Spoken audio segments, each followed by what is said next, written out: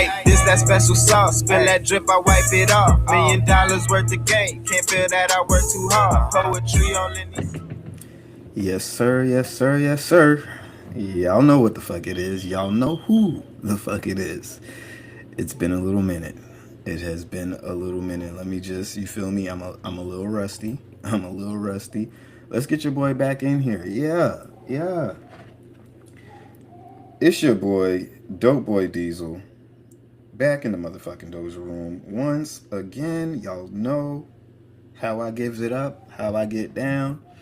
Let me make sure y'all can hear me first, cause sometimes y'all know how y'all. If y'all ain't new to the Doja Room, if you here, you not.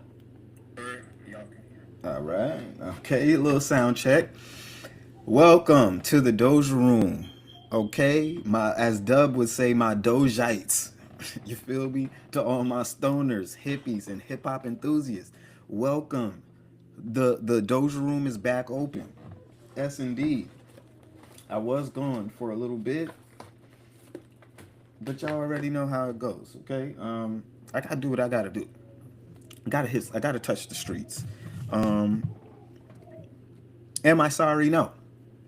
Sometimes you just need to take a little time to have a baby, and that's what I did. I had my first son, had my first child. This is a really special moment for me, which was part of the reason why I've been away.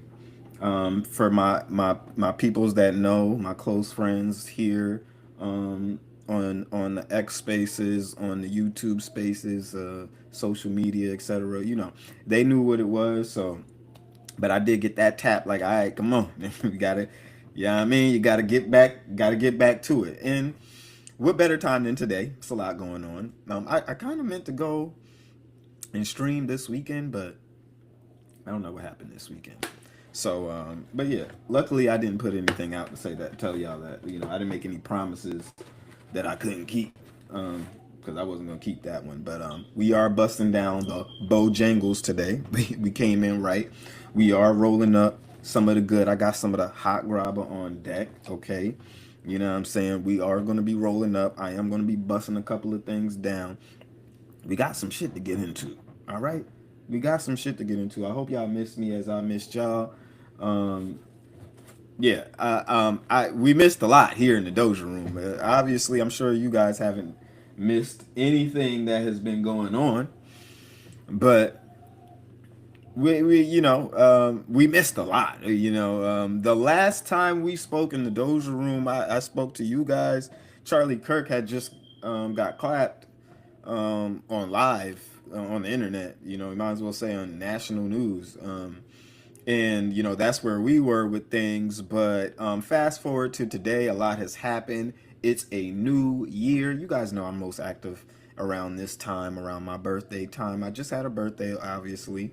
In the same month that my son was born. Capricorn energy. Shout out to all my Capricorns out in the motherfucking building. I hope y'all are having a magnificent birthday as well. But we are in Capricorn season, just living it up, doing it up, how we always do. But yeah, welcome to the Doja Room. We're gonna get back into some hip hop shit. I'm gonna be breaking down. Obviously, we're gonna start continuing to catch up on some of these albums too, because if you don't already know, we gotta do the shameless plug. Come on, we got a shameless plug. And now, if a lot of y'all might have been out of the loop, and if you were out of the loop, as far as me in the Doja Room, everybody already knows you can stay in the loop with me. Follow me on X. That's the best thing to do. You know what I'm saying? Go ahead and slide into the Doja Room community, where I will be posting the movie reviews. I will be posting the album reviews, and you can see we've been out of the loop a little bit. Last post was in October. We are now in January. It's time to get to it. Okay, my son is here. My hands are a bit more free. And it's time to get to it. So we are going to be getting back to that. So if this is your first time here in the Doja Room, know that I post articles, I post music reviews, movie reviews. It'll be all here in the Doja Room. And if you are not, if you don't see a video from me for a while, hey, just hop on X. make sure you following me. I'm always active on X. You know what I'm saying? Even if I just pop on, talk a little bit of shit, and keep on moving. Yeah, I'm always active on X. You can always ask me any questions, collab with your boy. We in full motion back again. Okay. I know a couple of people have been hitting me on some of the things going on in the industry as far as I don't know. I think if I'm not mistaken, one of the homies hit me up. I can't think of homie's name right now. Um, Hakeem, Prime Hakeem. Yo, shout out to Prime Hakeem. I know the homie hit me up and wanted to do some collaborations. We want to get together, and yeah, this is the best time right now because now we locked in. We here. Okay. All right. Y'all know how we getting down. Y'all know how I gives it up. Um, Again, I'm very to the point. I'm very blunt. I can be a little bit brutal sometimes, but hey, that's just what it is. That's just if y'all came here for that classic diesel, then y'all know what it is. Y'all know how I get down. Okay, so yeah, for my people that's already in here, of course, if there's anything that you want me to talk about and get caught up on, please, please do that now. Okay, go ahead and send whatever you need to send in so we can go ahead and get caught up a little bit on what we've missed. Which it's been a lot. I kind of don't even know where to start. I'm gonna keep it a buck with you. Usually I keep a couple of bookmarks on standby. Ack is going crazy today. He has shit wilding out today. Adam just got his ass whooped by the nigga that was fucking his bitch. That he just handed his bitch little gift wrapped Jason Love. Just say, hey, yeah, just take my bitch. You feel me? You know what I'm saying? Do what you want to do with that. We missed out on the Akash drama. Oh, the Akash shit had the internet on fire for a little minute. I know I didn't come in and give my 2 cents on the Akash shit, but if you know me, I feel like if most of y'all who watch the Doja Room, I see some of y'all are in here already popping in. Most of y'all who watch the Doja Room already, y'all already know how I give it up. So, I mean, most of y'all can anticipate what I had to say about that. But I mean, I guess just to keep it frank, just to keep it quick, Akash is a bitch. I think I did actually comment on this, and I haven't been, I haven't been, I haven't been saying too much, so it should be easy to find. The last time I commented on it, but a lot has been going on. We're gonna skim through a little bit of what's been going on. Um, I think my timeline says enough, but let's see where I'm at. Yeah, I don't know. I'm pretty sure I commented. Oh yeah, here it goes. I said Myron ain't always right, but niggas like this who always get so upset at his views on women, but then you find out his bitch is exactly the kind of bitch who makes Myron look like a fucking genius. And you married her? Yeah, that was my opinion. So, like I said, if you if you not getting the Doja Room fix here live on video, then y'all can always follow me and keep up that way. But yeah, Akash, Akash. I know I'm beating the dead horse. I'm hella late. Okay, I'm hella. This was November 13. I said this, but look, if you moving like Akash and you one of these niggas that I just don't get why certain niggas who I maybe it's because a hit dog hollers and you get so upset that it's just like fuck like I'm not a fucking wimp, I'm not a loser, and it's like nigga you are you're a fucking dumbass. Like, look how your bitch is moving, nigga. Like, come on, you a dumbass. We're not gonna spend too much time on that, but like, come on, bro. Like, yeah, y'all niggas be getting so tight and wanna, oh yeah, these fucking incels and like, bro, you're a bitch. You're an incel. You're a bitch. Like, what are we talking about? Like, what are you? Stop it. Stop all this puffing up your chest, and you niggas be puffing up your chest playing Captain Save a Hoe, trying to say these bitches who ain't worth shit. Like, stop it. These bitches don't care about you. The bitches y'all niggas is marrying. The bitches y'all niggas is marrying is not even fucking with y'all like that. So what? What hope? What hope do the rest of us have? What chance is there for the rest of us at any of the shit that this nigga is talking about? I ain't gonna hold you.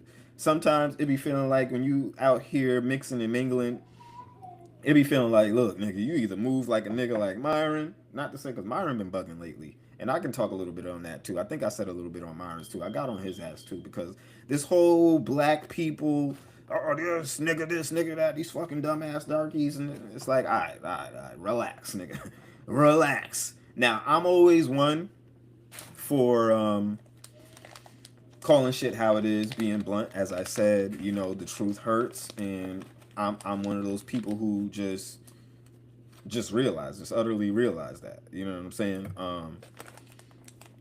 The truth does hurt, and it can hit you like a ton of bricks. But come on, bro, come on. I get it, but you be going like it be seeming like it's like a vendetta after a certain point. But it be like, all right, bro, black people aren't the bane of existence. Like, you gotta relax. Some of these niggas really be acting like that. You know what I'm saying? Some of these niggas really be all gung ho on this whole, like, so that's why I can't really agree with what Myron is saying all the time. And for the fact that after going through this red pill era that we all went through, you know, I feel like there's certain things that the red pill doesn't account for, that the red pill doesn't talk about or get into, because people fall in love. People do stupid shit. We're all human, and it's sound advice. Like, you want to listen to a nigga like Myron when you ready to go full demon mode, like when you want to go full, I gotta zero in, I gotta lock into whatever it is I'm doing. Or maybe you just had a bad breakup and you trying to get over a toxic bitch, and you don't need to go back to that bitch, you don't need to be fucking with her no more. That's when a nigga like Myron's extreme advice, that's when you listen to a nigga like Myron, you gotta lock in on a different level. But other than that, he's a little bit too extreme. He's one side of the spectrum. You gotta find yourself somewhere in the middle. Okay, you know what I'm saying? Like, all of these bitches ain't always out to get you, and this unconsolable thoughts, and you know what I'm saying? Like, it's not that bad out there, but it's bad out there. Don't get me wrong. It's bad out there. It ain't worth, if you are at a certain stage in your life, it's not worth fucking around in the streets right now. If you young, if you out here ready to learn, ready to live your life, ready to experience a little bit of life, um, then yeah, I mean, do your thing. But for people my age, yeah, the streets is cooked. We not the streets is cooked. We can still do our thug thizzle, but once niggas start having kids and certain things start entering in your equation, we got a real shit back. We got a real shit back. Okay, so we're gonna get to the act stuff that's been going on today. The most recent stuff, but again, as I said, we're just getting a little caught up. Okay, just a tad bit caught up. What else do we have here? It's this pause kind of feature. Oh yeah, I did I hop on X? Did I hop on X when we found out all of these niggas was? I don't think I did. If it was before, like I said, the last time I hopped on here and talked to y'all niggas was when Charlie Kirk got shot. That was breaking news. I had to cover that. But that's crazy. So we also towards the end of last year found out that most of the niggas that we've been arguing with for the past 2 years are bots. They're from India. They're from Sri Lanka. They're from this place, that place, all these places that ain't America. You know what I'm saying? Long story short, we also found that out last year, which is hilarious to me. That's that's hilarious to me. Cause some of the loudest voices out here, some of the loudest voices out here, um, are not even from here. You're not. Some of the loudest voices out here, y'all not even from here.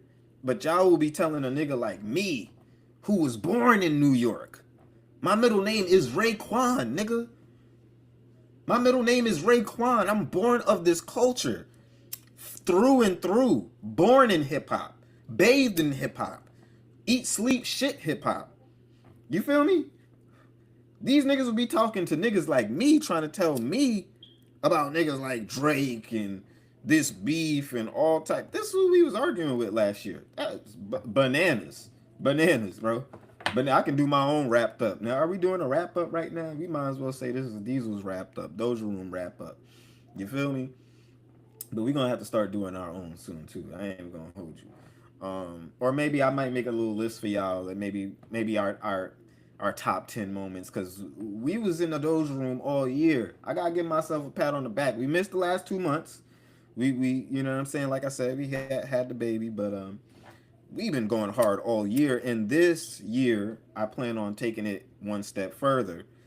We're gonna stream. We're gonna make sure we streaming every fucking month this year. Okay? I wanted to do it last year.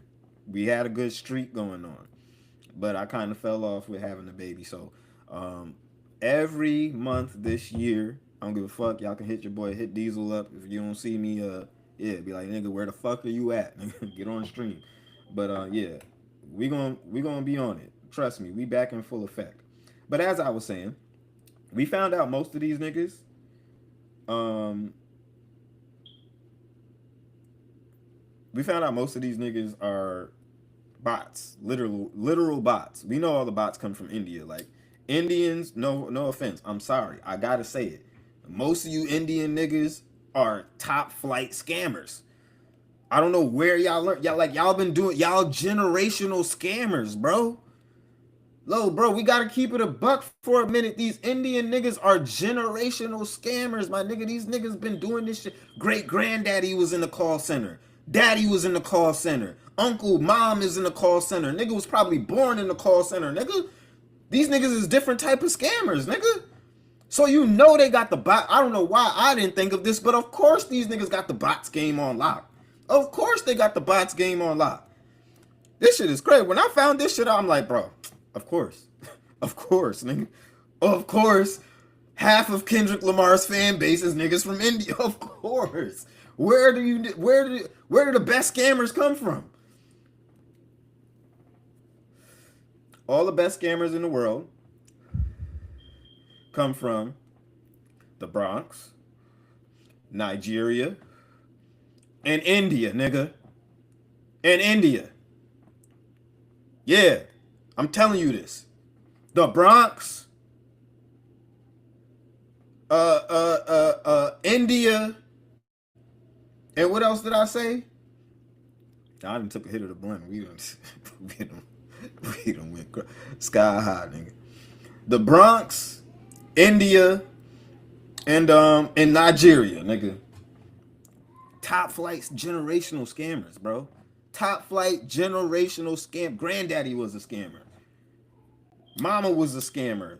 Grandma was a scam. These niggas been doing this. I'm sorry. Y'all can call it racist, whatever y'all want to call it. I gotta give it up. I gotta tell y'all the truth, nigga. I be sitting here watching scammer payback and this, that, the third, all that shit. Bro, all of these niggas is Indian, nigga. All of these niggas is Indian. Bro, we gotta keep it a buck. I'm sorry. We gotta keep it a buck. But let's keep on rolling throughout history. You feel me? We still in November. What else happened? There was a lot going on. Like I said, yeah. The timeline was a wonderful place that weekend. Oh, for sure. Oh, for sure. I said, so Elon exposing the not like us crowd is our fault, ladies and gentlemen. Oh, yeah, this was crazy. It was funny. This nigga, the The nigga was tight. All Drake fans do is antagonize and spread propaganda. Nigga, what? Yeah, y'all niggas was tight this month, nigga. Y'all niggas was tight in November, nigga. Yo, look, these discussions ain't never been, bro. And this is why ever since this moment, I checked out. Like, really, I checked out. Like, I'm not gonna hold you. I really checked out at this point in time because it's like, who are we talking to? Dude, like, we all know, we all live in reality. All of us lived through 2024, 2025. What are these niggas talking about? So, what do I look like arguing with bots? I'm not gonna hold you. I see some of y'all still out here on the daily doing y'all little 1-2, but I promise you, it's not worth it with these pussy ass niggas. It is not worth it with these pussy ass niggas. These niggas are stupid.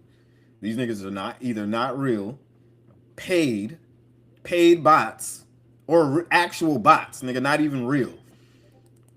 Sent from a nigga sitting in a call center somewhere. They just switch. They just upgraded the game. They do the little call. They do the little call center calls, calling your grandma, trying to scam your grandma out a couple of bands from 8 to 3, and from 3 to 11. Yeah, they running that bot scam, nigga. They got them phone. They got them phones. They got them phones running 300 miles per hour. Yeah, nigga. They just added another service. That's all they did. That's all they did. Then shout out Wale. Yo, I'm gonna review this album because yeah, and let me just say, moving on, because Wale, when I was younger, when I was in high school, Wale was my favorite rapper in high school. Wale was my favorite rapper in high school over Drake, over Drake. So was he over? I think no. I probably listened to Wale way more. I don't know, because I listened to a lot of Drake. I probably listened to Wale just as much as I listened to Drake. But I say all that to say, yeah, I got to give Wale his due diligence and really listen. And we're gonna break down the album, listen to the album. I might even do a Rumble stream just so we can listen to it and really review it pace by pace. And that might be what I do going forward throughout next month. As we catching up on some of these albums, we'll probably just hop on Rumble. So if you're not following me on Rumble, please make sure you follow the Doja Room on Rumble. That's where I will be breaking down, listening to the full albums without us getting clapped or copyright or anything like that. So yeah, follow me on Rumble so that we can, you know what I'm saying, spin the block on this album, a couple albums. I've been listening to a couple of other albums too that I probably just haven't reviewed. But yeah, we in tune with the music. Don't no worries. Oh, and then in December, Hot 97 got clapped. Oh, this was another. Yo, man, we was on a yo. 2025 went out with a banger, with some bangers, with some bangers. Ebro and Rosenberg clapped. Oh, and we also I forgot.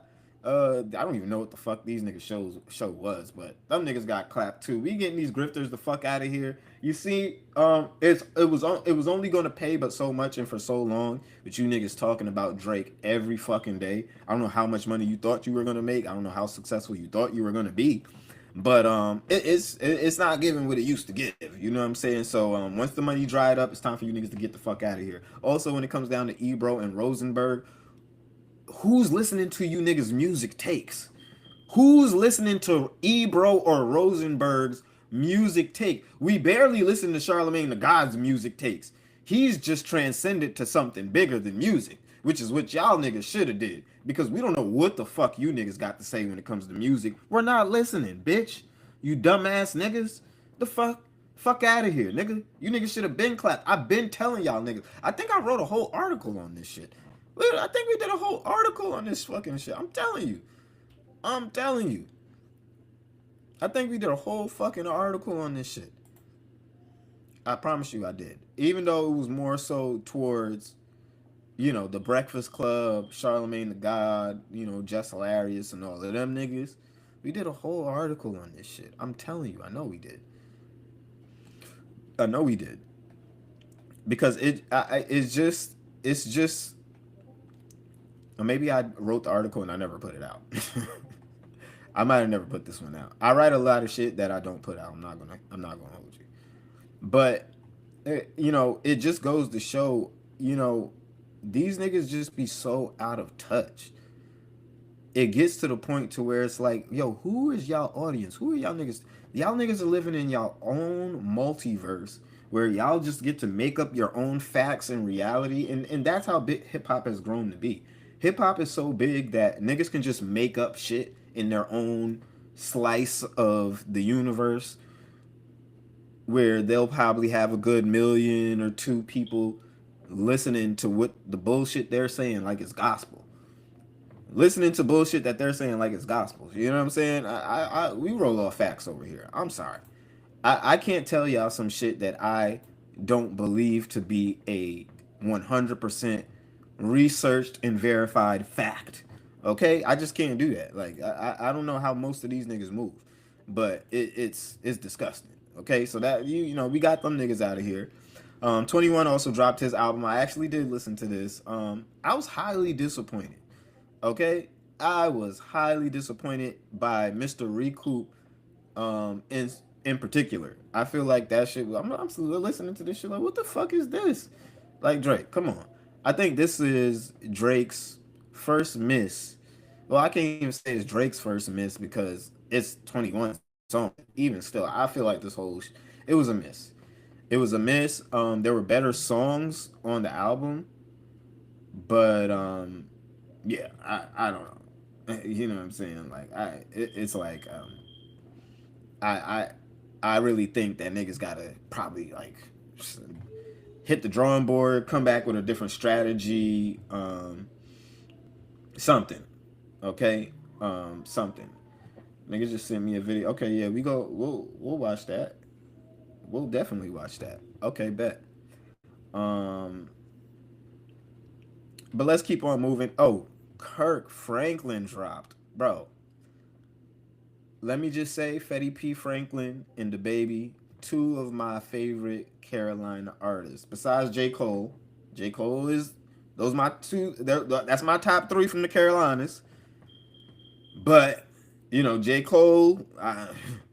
Now I can't eliminate him from my top three out of the Carolinas, just cause. But top three of all time, like, or in the game right now. Nah, I can't. We can't. Nah. I can't put you there after that. You know what I'm saying? We can't put you there after that. But they dropped, of course, a decent album. You feel me? I was just excited that these niggas collabed and hopped on a few songs together. I got a few slaps from there that I'm really fucking with. So yeah, I was happy about that. That shit was super lit. Um, and like I said I got so many albums to catch up on. Yeah, so becoming a dad is a process. You know what I'm saying? Like I said, tap in, follow me on X. Y'all know what the fuck is going on.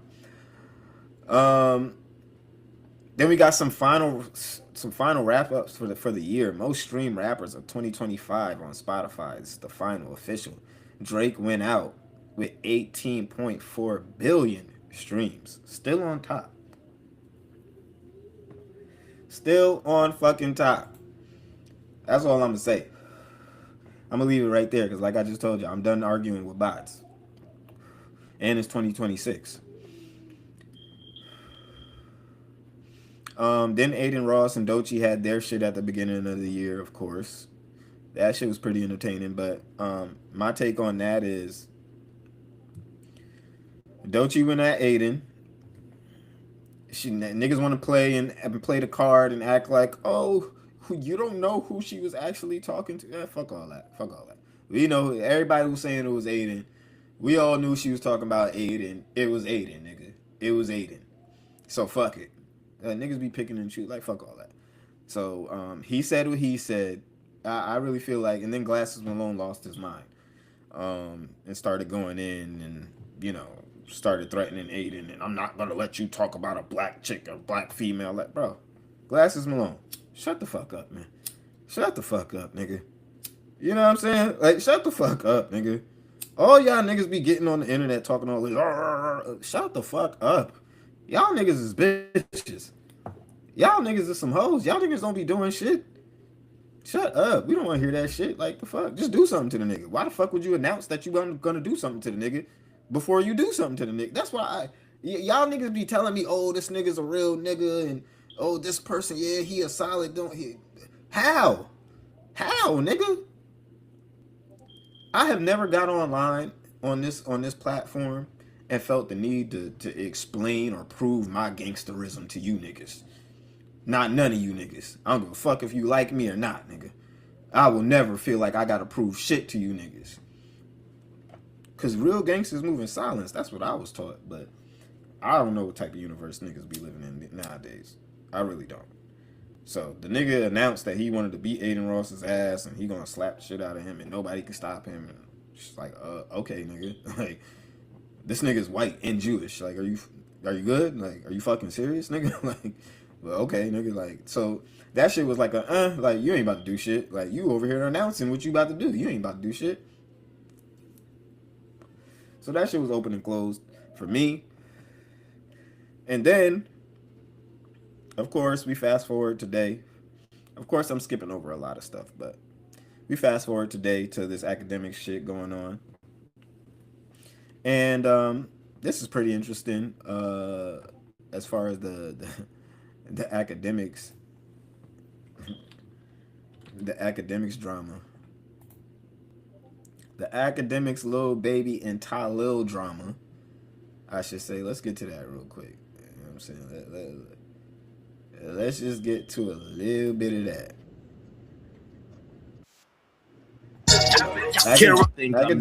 Academic streamed last night, and he basically, if y'all don't know, I mean, I'm pretty sure everybody really knows. Wait, hold up. Everybody send your cash apps to the Discord right there, y'all. Yo, is schools closed today? Okay, Tyler responded. Wait, hold up. Shake your hand. Wait, okay. I didn't know all this. I didn't know all of this shit happened. Okay, but we gonna play this. This shit is live. So Ak basically got on to, you know, basically break down and discuss, you know, homie, I guess, backdooring him. Lil Baby and Ty Lil on two separate fronts backdooring him. You feel me? I was going to get to the academic shit, but since this is live, I'm pretty sure everybody here already know what the fuck is going on. But if you don't, we'll get to that. Let's see what niggas are saying. You asked my number, I gave it to you. Simple.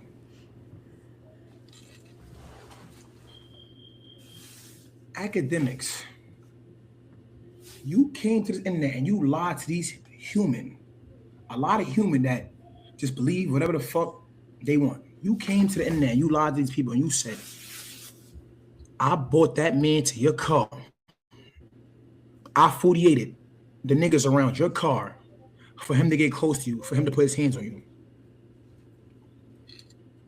If the back door was coming from me, why the fuck did he get in your face and bring up the next man? Why did he say, yo, what's up, Act? Like, Ty said, like, it's smoke with you and him. Ty said it's a problem.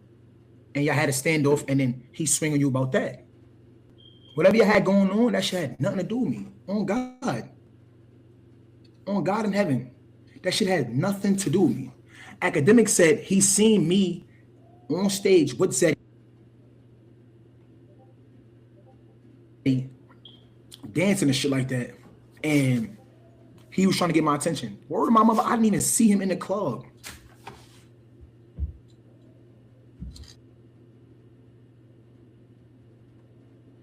Am I lagging or is this nigga lagging?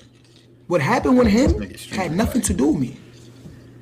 Academics know he sit at his desktop and speak on certain shit and say shit about certain people that if a nigga see him in person, something might happen. That don't got nothing to do with me.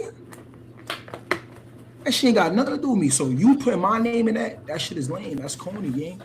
That shit have nothing to do with me. I didn't speak to nobody to make a nigga get close to you. I didn't do none of that. I didn't do none of that. And then the next, you said Kai called you. No, you called Kai and Kai called me. And when Kai asked me, I said, Kai, I don't know what he's talking about. That shit have nothing to do with me, bro. I don't have no problem with that man. And when I did, and when it was a situation with him, I fucking addressed him face to face like a man. It didn't come from, it wasn't no backdoor shit. There was no backstab shit. I looked him in his eyes. I say, yo, Act, what's up, Act? You been posting my content and not tagging me. All right, I feel that, Face to but face. Act said he called you 15 times. Why didn't you answer the phone? Face to face. Why didn't you just? I mean, because the nigga, this the thing. Like, I'll give y'all a quick breakdown. One day my man's hit me up. He's like, yo, you about to smoke? Whatever. So he hits me up. You know what I'm saying? Him and his bitch come pick me up, whatever. You know what I'm saying? I'm just chilling in the crib. This is high school. Homie takes me and he's like, we got to go pick up the weed. The nigga takes me on a lick. Okay? The nigga is looking, the nigga don't prep me, you know what I'm saying? Don't get me on point, nothing. He don't get me on point, nothing. Nigga just say, we about to go get some weed. So I'm thinking, we about to go get some weed, my nigga. All right, cool. What the fuck? You ain't have the weed yet, nigga? All right, cool. Nigga, you over here like, yeah, you want to smoke a blunt? What's up, nigga? Like, all right, cool. Like, nigga don't got the weed yet. All right, fuck it.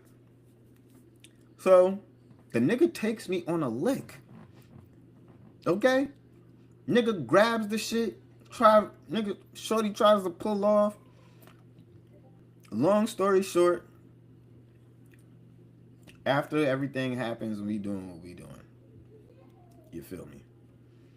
I'm like, yo, bro, why the fuck would you not put me on point? Like, if you gonna do some shit, my nigga. Now, let me preface this by saying this. The niggas that he wanted to spin the block, hit a lick on, he don't go to school with them niggas. I go to school with them niggas. I go to school with them niggas. I'm in alternative school at this time. So I go to school with them niggas. So it's like, yo, bro, you wasn't gonna, you feel me, at least put me on point to, you feel me, so I can know I can get right. I can, you feel me? Like, we talking about three out of the 5 of these niggas go to the same school I go to. You don't go there, nigga. I go there dolly every day, nigga. So if we gonna do some shit like that, you gotta at least, like, what we talking about? Like, you feel me? You know they go there. Like, this ain't news to you. So it's like, you feel me? So I say all that to say, like, yo, bro, you can't just be out here putting your mans, and for you to not even. And I'll say I have a rep. And again, I'm not one to brag or do any of this. This is not me tooting my own horn. But I have reputation enough that niggas didn't want to confront me on that. You feel me? But if niggas did want to confront me on that, I would have to just keep it a buck and be like, hey, you feel me? Yeah, that was my mans. I would keep it a buck with niggas. Yo, my mans, you feel me? So that's my mans, nigga. I ain't know what the fuck was happening. I don't know what the fuck was, but that would have been on some real shit. I'd have been like, hey, nigga, we had to do what we had to do, but because that's my man's, like, you feel me? Like, but if I'm keeping it honest with you, I didn't like that. I didn't like that. If homies was real enough to, hey, what's that? I would have told nigga, yeah, look, I didn't like that. I ain't like that, my nigga. So, I don't know, maybe he's going to explain the nigga calling him and him never responding, never saying nothing to him since then, but you feel me? I'm just like, the first thing, after all of that, and the nigga comes and gets right back in your car, you know what I'm saying? Like, come on. She was mad long ago. And another thing is like, bro,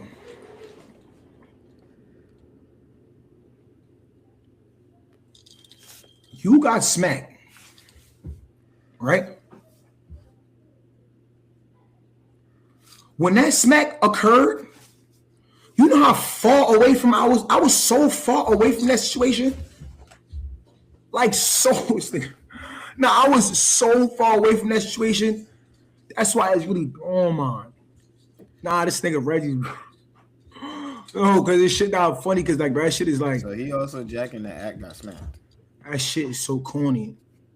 He about to And bro, make it was not act. even a big deal when K Rich spoke on it. He about to make act crash out tonight. I'm gonna keep it a buck. He about to make act. It has nothing to do with me. It had nothing to do with me. It had nothing to do with me, and that's that. But yeah, academics, that should have nothing to do with me. You have to go stop going around and spreading false narratives and trying to paint this picture of me. I did not get you back door. He ain't really addressed you. If I wanted to get you back door, why would I have spoke to you at the Bramers event?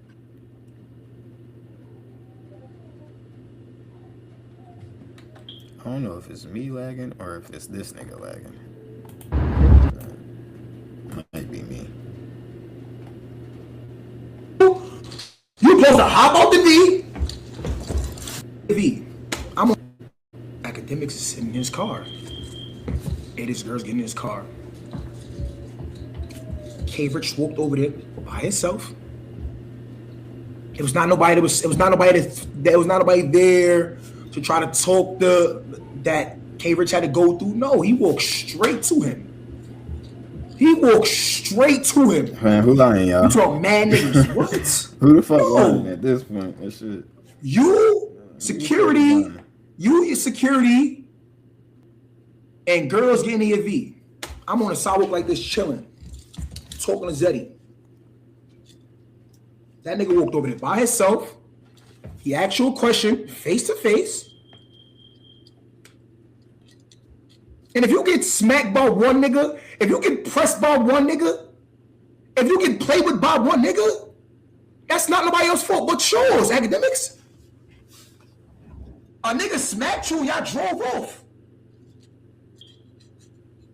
One nigga. So tomorrow, one nigga?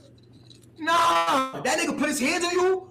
You supposed to hop out the V, grab your nuts, and stand on business. I want to say if it was 10 niggas surrounding the car, pointing fingers in your... Here's my thing about it. You mean to tell me a nigga smacked academics and that shit wasn't on every blog the next day? I just can't. I'm sorry. You mean to tell me that nigga smacked academics and he didn't act like he ain't just win the lottery the next day, nigga? But now all of a sudden a year later you want to be like, oh yeah, like what? Bro, come on. I don't see it. I'm sorry. Face, niggas Word, that ass. One nigga walked up to your car, academics. One nigga swung at you, academics. One. It was That's one. Me? Come Nah, on, it's funny bro. as shit. Come on, you a grown man, bro. Are you gonna really blame? Act, you gonna blame that on me? Act, you gonna blame that on me? One human being walked to your car, right? Y'all had a conversation. He smacks you. He gives you a lick. He gave you one lick. You drove off. And I set that up. I set that up. Come on, bro. Like, come on, bro. You don't gotta do that. You don't gotta do that, act. My thing is, this is also my question. I'm just listening. I'm just a bystander. If you was so far away, how'd you watch all this shit happen? How was you watching all of this shit happen? And then, if you was watching all of this shit happen, right, and you supposedly don't got no problem with academics, yada yada, then you just let the nigga get back in your car after that and just, all right, fuck it. Okay, I don't know. I'm just asking questions. That nigga gave you one lick. I'm just asking questions, y'all.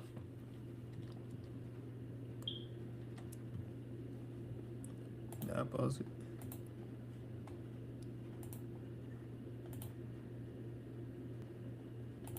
Oh yeah, I forgot this shit live, so this shit Because spazzing. that shit got nothing to do with me. Word of my mother.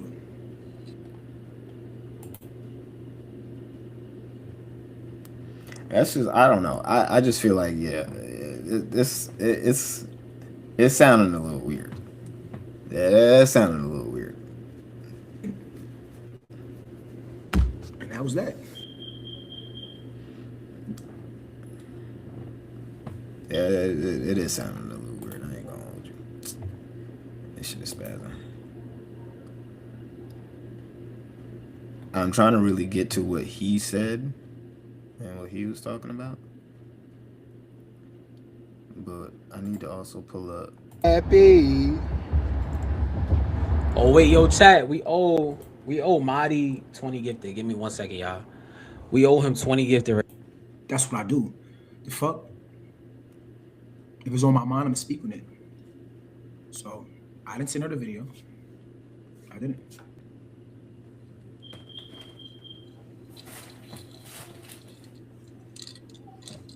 They said the back She posted door. the video. Nah, Reggie, I funny don't know as what shit. her intention was when posting the video. That's for her to explain. Since Gigi even spoke, since Gigi posted her YouTube video, I didn't say nothing. Why? Why am I not getting? Yeah, the crazy thing is, even the nigga that y'all was speaking on, he just snitched on this nigga Ty Lil, saying that he wanted to, he wanted to get Gigi out of the picture, all type of weird. Like this shit is weird. Like I ain't gonna hold you. This shit is weird. You feel me? Her first time really speaking about it. Either one of you niggas is a shiesty nigga. What's the nigga K Rich? Either one of you niggas is a shiesty nigga, or both of you niggas is a shiesty nigga. That's just how I'm feeling. That's just how I'm giving it up. You feel me? Well, either one of you niggas is real shiesty, or both of you niggas is real shiesty and weird. I'm keeping it a buck. Because why would a nigga just make some shit like that up? It's just like it's too much. It's too much at one time. Like you feel me? Like I don't know. And that's the reason why all of this is even trans. That's why the reason all this even happened. Mind your fucking business. Mind your business. That's it. Just mind your business. This nigga sucking dick. Mind your business. I understand everybody want a viral moment. Everybody want to do shit for a clip. K. What you said, what you said up there and lied. That's for a viral moment. That's for a clip. And that's corny. So he lying there. He made up this whole statement. He made up this whole statement of what you said supposedly. But we're supposed to believe that he smacked academics. And he's just now saying we're supposed to believe a nigga who will make up an entire statement. Y'all not hearing the shit. I be sitting back watching some of this shit, and y'all just be. I be watching these niggas on X and all of this shit. They just want to run and say all of this dumb shit. But I just be sitting back watching and breaking this shit down logically because it's like you want me to believe a nigga that would make up an entire statement that you said like a paragraph damn near. You want me to believe that this nigga just made this shit up, but you also want me to believe this same smacked academics and is only a year later now coming out about it. Okay, all right. This is y'all logic. You see niggas in the chat. This is the logic we for you. You see the dick sucker down here too, right? Right there in the corner. The nigga who's clapping his stream, basically putting it on YouTube so that y'all can watch it or we can watch. Yeah, you see him dick sucking too, right? I'm just saying the logic don't work in a lot of these niggas. I'm sorry. I really look at most of the majority of the niggas as retarded ass niggas. They stupid. They stupid as fuck. I'm sorry. But for you to go up there and say, I told him and I expected a birthday gift in return, you gonna lie on my name like that? You feel me? That's corny. Because I could have simply just went and made it seem as if, this nigga trying to talk this bitch, this nigga been him and Gigi been sneaking around. I ain't do that. You say, Ty, me and Gigi been speaking, you feel me? if I go and tell Kai, I don't know how he's gonna react. You feel me? So what you think I should do? I said, you told me I had no choice to tell him. But me and you can speak about how we're gonna pitch it to him, how you been speaking, you feel me? And that's what we did. So when I told you, I was gonna tell him, I told him. He called Gigi, Gigi called you. When Gigi called you, you called me and you was like, yo, look, this is how the conversation is going right now.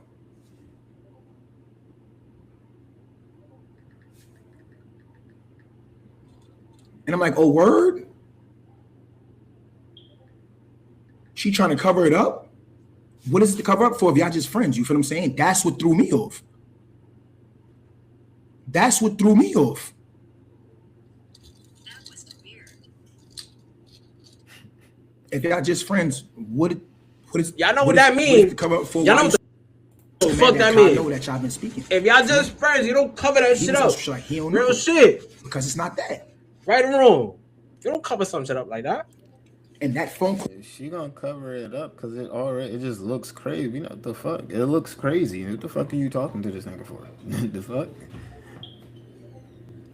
What the fuck are you even talking to this nigga for? And I don't even know this nigga. I don't even know about it. Well, you know the nigga, but it's like, what the fuck y'all got to talk about? That's like one of my bros, like, oh shit, yeah, it's like, why the fuck you even got my bitch number? Like, what are you talking to her for? Like, I don't know the relationship, but hey, that's just me. Real shit. And then she was on the phone. They had a conversation. No defending that one, right? You don't do that. I'm on the other phone. This nigga sucking Tyler's dick. And I also told him that. He's on nuts. And then from there, it was over. She going online, lying for a clip. It's crazy. Nah, Cuffin, appreciate the 25 gifted. Cuffin, funny as shit. You going online, lying for a clip. It's crazy. You feel me? But it's way more. Okay. I mean, I just feel like you want me to believe that the same nigga who basically just made up a statement, quote unquote, this whole statement, this shit that you said, you want me to now believe that he slapped academics and he was just holding this ace in the hole, like he was just had this shit in his back pocket all this time. This nigga Act about to go to war with Cloverhouse.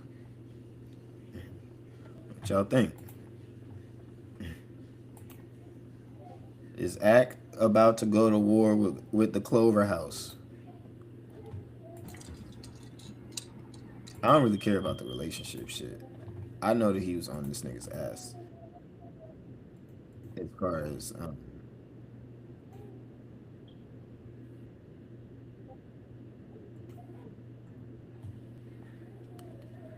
hold on. Was with this nigga and got. Who is this nigga? We don't know him. They said, bro, he came with Ty Lil. Ty Lil fronted the move like, yo, you know, I know Act. We were just talking to Act. Ty Lil was with this nigga and got past 8 niggas with me with this nigga.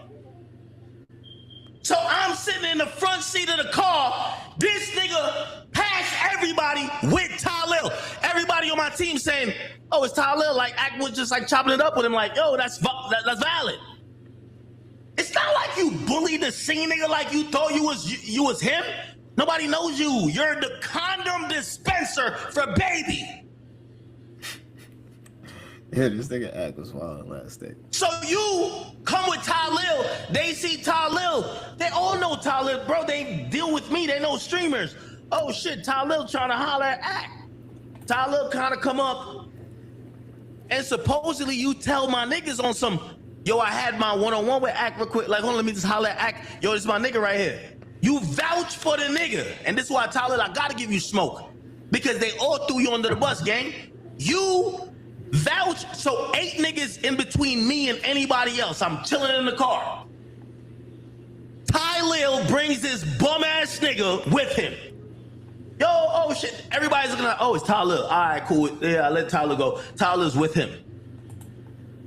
Tyler tells AJ. I don't know if we can get AJ. She tells AJ like, yo, you trying to holler at Ack.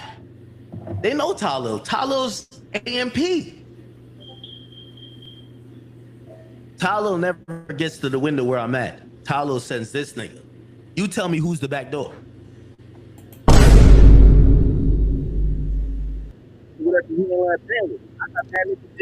He didn't address this enough. Nothing happened. We talk like, bro, like, like I'm a man, nigga. I get in this situation with all niggas. Like, what you think that niggas be thinking that? You know when niggas be like, oh, you be just inside? Nah, nigga. When I go outside, nigga, I'll get into it with niggas. What the fuck? So Tyler smooths out the situation. I got 8 niggas in between me. I'm at the front. Mad niggas in between me. Bitches, everything. Tyler like, it's Tyler. Let him through. He's with Tyler. When I look over, they never tell me Tyler's coming up because they're just thinking, oh, it's Tyler. Tyler's cool. Tyler's with him.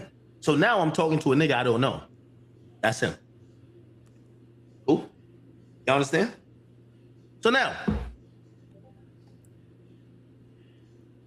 I never knew the Tyler angle till I talked to my niggas because I never seen Tyler. Because I asked them, how would nigga get even close to me? You know what they said? Bro, he walked over with Tyler and we all looking like Tyler is like the nigga who you just talked to at Aiden's event, like it's Tyler. That's why I know Tyler was the back door. I'm gonna tell you more, just keep listening. So now I'm chilling, I'm waiting for the bitches to get in the car, we're trying to go there, whatever. I look over, there's a nigga that knocks on the window. I look over, ruined his chance of getting this shit lit. Cause we not telling you. He says, yo, see if I can put up the message. You're with him, nobody knows this guy. Right when they get to where I'm at, because I never seen Tyler, because I was asking, how did this nigga get there? They're like, he was with Tyler. I said, I never seen Tyler. This is why I think Tyler is a backdoor ass nigga. Tyler fell back and let him talk to me. So now I'm talking to him. I don't see Tyler. I never seen Tyler. I never heard about Tyler. It kind of sound like they both saying the same thing at this point. The stories are aligning so far. Like that's what Tyler just said. Nigga just said I wasn't anywhere. I went wherever I fell back. There was never none of that. Whatever he was saying. How come we have mad bitches we're waiting to get in the car and niggas? How did somebody get up to my window? Whatever, cool. So now I'm like, what up? He's like, yo, whatever, yo, man.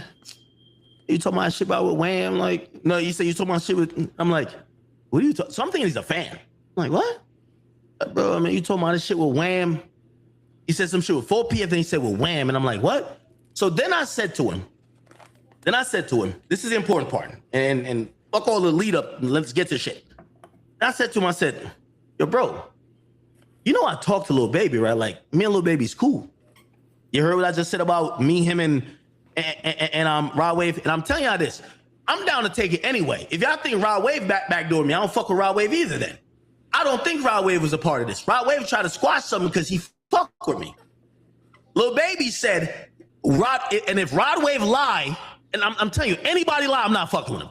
Rod Wave was on the phone when a nigga said in front of Rod Wave, yeah, me and Ack, we cool now. Yo, I got his number. We gonna deal with it like that. If anything come up, I'm gonna hit him directly. If he got a problem with anything I say, he hit me directly. Rod Wave is on the phone. He stayed on the phone for hours. Bet. Now, I'm at the club 2 weeks later. The nigga comes up, yo, you talking this shit about Baby? So I tell the nigga, I said, bro, I don't know who you are, but like, yo, me and Baby, we cool, bro. We talked already this and third. He on some, nah, man, I don't give a fuck about that. Nigga, it's 4PF. Like, he's mentioning like some Atlanta shit. Like, I'm like, bro, like, I'm gonna keep it a bean with you. Like, bro, holla, like, I don't know if you know Baby for real, but like, holla at Baby. Like, me and Baby done talk, bro. Like, all right, bro, whatever. Like, at this point, I'm cool. My security is peeping what's going on. His energy don't really seem like he's trying to listen. He seems like he's fidgety. He's on the edge. Like, you know when a nigga about to take off on you. You know when a nigga about to take off on you. You just especially I ain't gonna hold you. I would never let a nigga who look like this take off on me. But look, hopefully, I'm guessing. Luckily, he didn't because I don't know. I just can't believe that you're a streamer. You know, this is kind of your whole little thing. You pressed the nigga for Lil Baby. You slapped him, but you didn't. So you know, unless Lil Baby told you, "Hey, you know, keep that shit," in which that's something Lil Baby got to do, whether he do that or not. But unless Lil Baby told you, "Hey, keep that shit quiet," we, ain't, you know, me and this nigga just squash shit. I ain't trying to restart, you know, reignite some shit. That's probably like the only way I can see that kind of, you know, going there. But other than that, I I don't see you smacking this nigga and you not. This shit is not on every blog the next day. Academics ain't going on a fucking 48-hour rant. Like it's just like, come on, we know the game. We know this playing field too well. We all been doing this shit for too long. We all know how the internet works. That's not something I can easily believe. Nah, not with no proof. Not without any proof. Nah, Bro, like yo, you bro, might have swung, but you slapped him. Nah, come on. call baby, bro. Like, bro, man, we don't need to call nobody, nigga. Nigga, I know what it is. He's saying shit. I'm like, so I really think I don't know who he is. Remember, I don't see Ty Lil. I only hear about Ty Lil later, or I hear about it in 5 minutes, and I'm gonna tell you 5 minutes later. I'm like, Ty Lil. They're like, yo, he only got to your window because Ty Lil frontlined it, and we're like, oh, that's Ty Lil. I never seen Ty Lil. So I'm like, bro, and I already talked to baby this and third. My people is kind of noticing the energy. My nigga who's my head security, he kind of reach over, he'd be like he realized that we're talking in circles because I'm saying, I don't got a problem with baby. We talked. And this nigga's like, I know you ain't talked to baby. We don't fuck with you. Why you be talking like that? And I'm like, I feel like maybe you're trolling or you're just a fan. But my security, he makes a decision like, man, fuck all that. He swerves off. Right when we're swerving off. And like, cause I'm talking to him like in the window right here. The dude swings in the window, never touches me. Tyler, let me tell you this. If you think you touched me, I hope you and all Lil Baby family dies. Nobody touched me. Because if y'all had touched me, I would have went up that night on baby. I would have never forgive that nigga. If a nigga touched me in music, in rap, I would never forgive them. Why do you think I would ever forgive Lil Baby?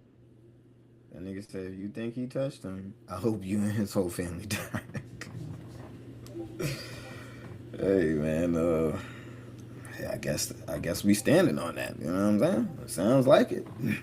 That's wild. That's some wild shit to say. You feel me? I don't know. This was definitely Henny Demics talking out here. Baby, if because I'm gonna tell you, I do think Lil Baby backdoored me.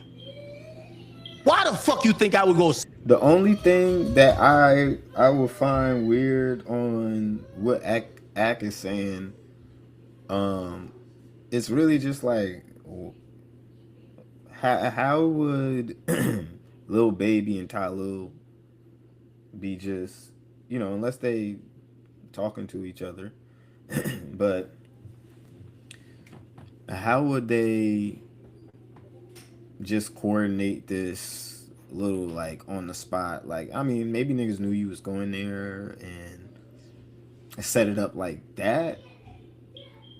And maybe, I don't know, maybe that's part of the reason why Ty Lil, now this is just a possibility. I'm just thinking like I'm thinking like how I move, you feel me? Cause Ty Lil might have just pressed you and talked to you. First of all, even with what he was talking about, 5 years ago you didn't post and this, that, the third. It sounds like it sounds like some dumb shit. It sounds like, what? Why would you come up to me for this? What are we even talking about? But to me, that sounds like the nigga was just either trying to pull up and pull the move, and niggas didn't do it there, or somebody bitched out, or you just, all right, fuck it, let me just make up some shit. Yeah, like, you feel me? Like, I don't know. It feel like maybe you might have been testing the waters. Like, let me see how close I can get to this nigga. Like, or we might run. We gonna run the play right now, but niggas got cold feet. That's a little possibility. That's a possibility because that coming up to this nigga talking about a post from 5 years ago. Come on, that what are we talking about? Act gave you way more energy than I would have ever gave you, nigga. Because I'd have been like, nigga, are you serious? Are you dead ass? Are you dead ass? So it kind of already either seemed like to me that could have been the nigga feeling it out, or maybe homie got cold feet. Like, yeah, man, smack him, nigga. It ain't gonna be me. I'm gonna just be right here talking to the nigga and this, that, the third, and maybe it got diffused to the point where he didn't want it to go. You feel me? Like my thinking and how I be thinking about shit, I be like, yo, because the way his whole energy and demeanor, the way he came at act, I don't know.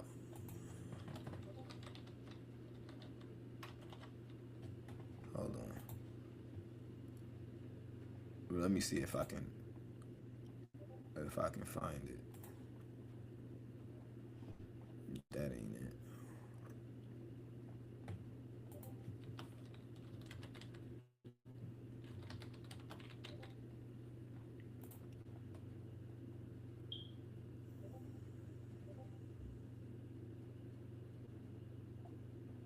Cause that shit right there, you can kind of read it. It kind of seemed like, I don't know why I can't find the shit now. Yeah, I do know why I can't find the shit. Cause now all of this shit came, all of this new news is coming out and drowning that shit the fuck out.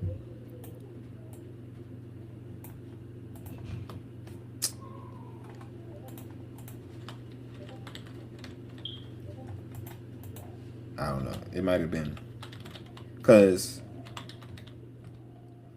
homie didn't even really address that shit for real. There's mad shit that Axe said that this nigga was just like, eh. It's like, and then it seemed more petty, like, yo, you mad because this nigga smacked you. Why didn't you just yada yada? It seemed a little, I don't know.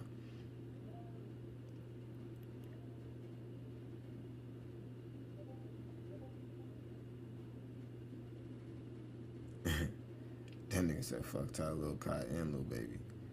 That nigga said, you called Baby. So he said he called, I can't find it, fuck it. That nigga said he called Kai, then Kai called him. It's basically like, yo, this, that, and that would also be my notion. That sounds a little bit more now that part of the story sounds a little bit more accurate because if it would make sense that if Act couldn't get Talil, he called Kai, and then Kai called Talil. I don't think Kai just called academics out of, you know what I'm saying. Act be a little, he be a little drizzle sometimes. He be skipping over the finer details. I think sometimes, but he get the important shit right. But I think that sounds a little bit more accurate. Like, I can admit that. Like it sounds like once Act couldn't get Talil on the phone, once he couldn't get Talil on the phone, he most likely hit Kai. Then Kai hit Talil to be like, yo, bro, what is this nigga talking about? What is all of this about? Yada yada yada. And then he kind of was like, all right, yeah, we New York niggas, bro. We gonna believe our mans. We going to hell with our mans. Okay, I ain't gonna hold you. New York niggas is going to hell with they mans. Okay, pause. But it's a different type of loyalty out here. Like you feel me? So especially when it's really your man's. Like you know what I'm saying? Like it's like we I ain't gonna hold. Sometimes even when it's not your man's like that. but niggas is going to hell with their mans. They don't give a fuck. So I wouldn't expect anything less, and to expect anything except complete and utter loyalty to his mans, I ain't gonna hold you. You a little bit crazy, but I mean, Kai did say like he don't believe homie did that. Like that's how it went down, and I don't know. At this point, I'm almost like I don't really know. Somebody gonna have to post a video, post some type of evidence, but I feel like this one is just one of those things that's just gonna be. I think the most damning and telling thing though about this to say that he didn't do it is just because there's just no way. There is no top academics is top 5, top 3 most hated in hip hop, probably. Like, I'm gonna keep it a buck. Niggas probably like top 3 most hated. Giving it up all the time. Niggas hate this nigga. They just want to believe that somebody I'm telling. Anytime some shit like this about Act comes out, they just want to believe that this shit is the truth. So it don't even fucking matter if it is or not. They just want to believe it.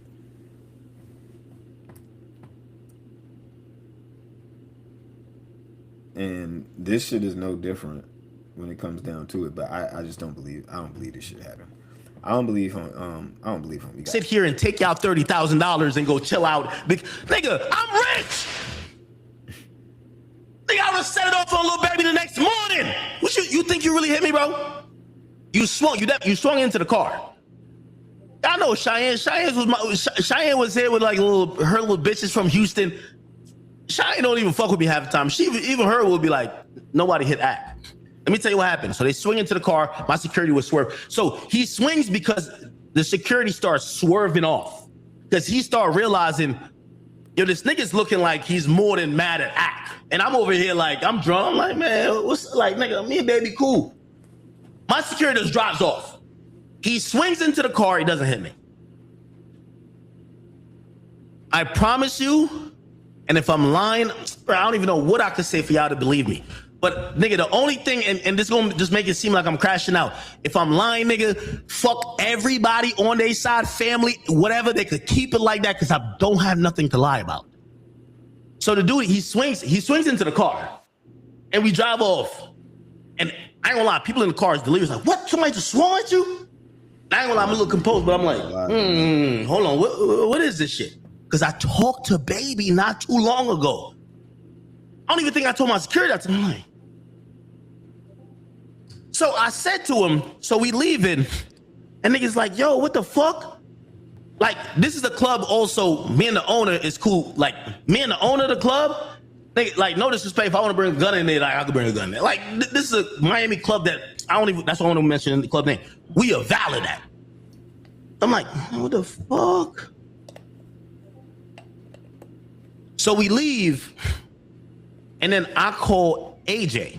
Remember, AJ, he was in the mix while we were coming out, but AJ's never was in my car. AJ was never in my car. It's never in my car. He had other situations. Bro, I'm not leaving AJ. But here's the thing. Right at that moment, everybody in the car, they're like, whatever.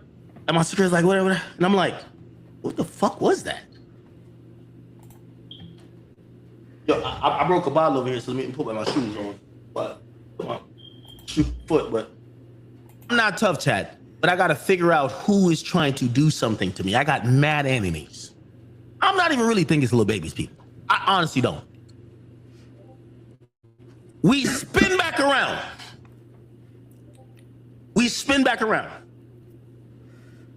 back around, we park a block up from where the club's at. My security says, what you want me to do? Chat, I'm not no gangster. So I don't want y'all to think I'm tough. So I said, bro, yo, hop out and figure out like who them niggas with that did that, because we don't know who they are. Like, figure out who they are. You feel me? Because like, nigga, if we gonna have an issue, we gotta figure out who we're beat. Like, we don't even know who did what to who. Somebody swung at me. Let's go figure it out. My security hops out. So we park a block up. He hops out. He walks up to the club. He walks up. He knows the nigga who was talking to me this and third. Walks up, whatever. He calls my phone because I'm sitting there.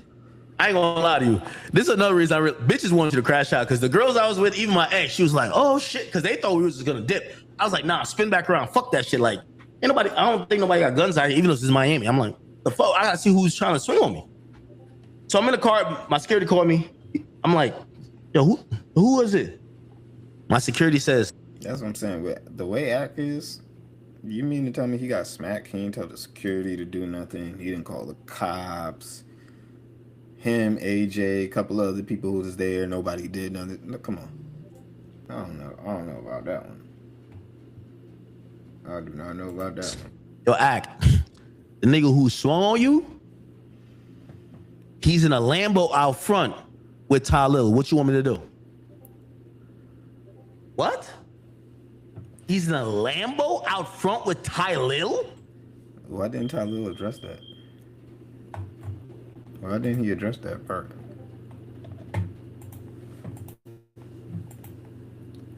Maybe he addressed it and I didn't see it.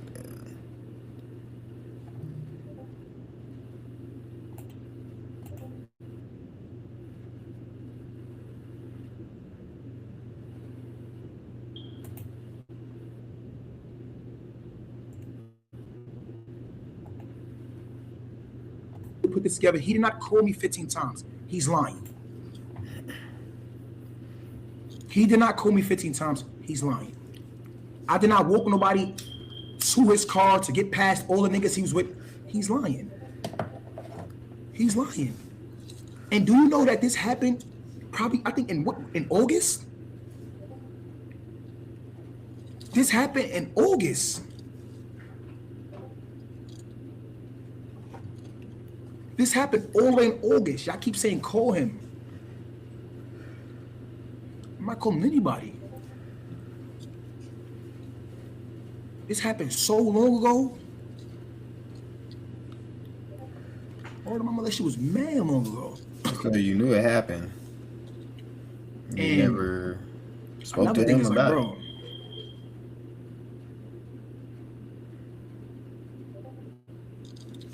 you got smacked, right?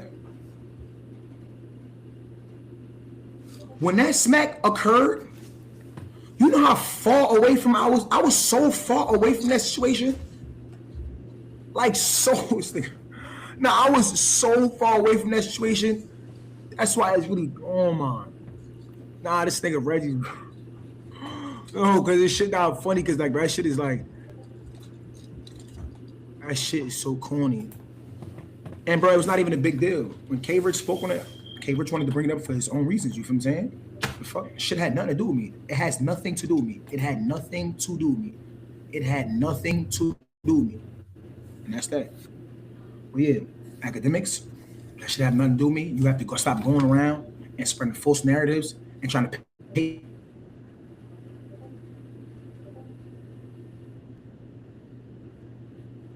You back door. Why would I have spoke to you at the Bramers event? Why would I have spoke to you? Why would I have addressed you? No. The problem I had with you, I addressed you about it, and we shook hands like men. We spoke like men, face to face, and it was dead. So when you got smacked in your car, that didn't have nothing to do with me. And you lying. Oh my God, this nigga said he seen me in the club. I never seen that nigga in the club. Word to my mother. This is exactly what happened. I'm standing in front of the club. Me and Zeddy just standing there, just chilling.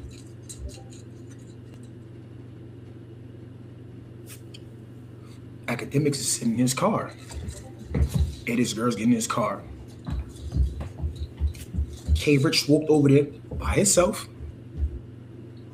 It was not nobody there to try to talk that K-Rich had to go through. No, he walked straight to him. You talk mad niggas. What? Yeah. No. We already seen all of this, but I mean, he ain't never really addressed. I mean,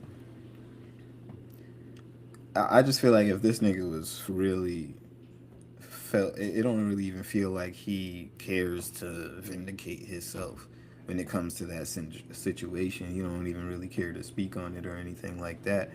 Um, it really just sounds like it really just sounds like he don't really give a fuck. And a person in his shoes who I guess feel like niggas is lying. It feel like you would have been. I mean, me personally, I'd have been like, yo, that nigga didn't even come with me. He came in with he rode with yada yada. You know what I'm saying? Whatever, whatever. And we can leave it at that. But I mean, he didn't really say none of that. He didn't really say none of that at all. He kind of just went off and did his own little thing. But I don't know. It's not sounding real believable to me. It's not sounding like somebody who really felt like it's not seeming like somebody who really felt like, okay, here, let me give y'all 100% what really happened, the facts. If that was your response, I mean, now the ball is back in academics court, which I'm sure now that this nigga has been called a liar, that this nigga's gonna be streaming. If not sometime soon, tonight. Perhaps he'll have some more receipts, perhaps not, but I feel like if Ack had any receipts, he would have showed it already. And I don't know. I really feel like at this point it's up in the air unless academics has more shit to say. Um, but I don't think. I don't think so. I don't think he does. Um, Let me get to this one. Our last, our last stop for the day. Because at this point, look, like I said, the ball is in academics court, so we're just gonna wait and see what happens tonight. Because I'm sure it's not gonna take long. But let's get to this next one. We got this video sent in by I was just talking about my boy Hakeem. Um, let's go ahead and hop into this one. I don't know what it's about. I don't know. We just gonna hop in here fresh. Like I said, I'm just catching up, getting back on shit. I've been on little things here and there, but I'm just hopping back into a lot of these conversations and smaller conversations, um, other than the big viral shit that's going on. So yeah, let's get into it. This is J. Cole to Fall Off, and then Hot 97. Um, and dissecting Meet the Duckworths with What's the Dirt. So yeah, these niggas had a little show. Shout out to my boy What's the Dirt too.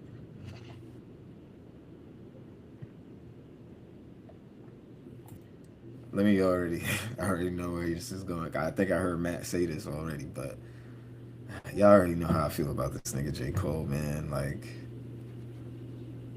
I know he gonna like this song was hard too. Don't get me wrong, this shit was flames. Is 2 years enough to forgive J. Cole? Y'all let me know. Is 2 years enough? I'm not ready to give this nigga grace. I don't know.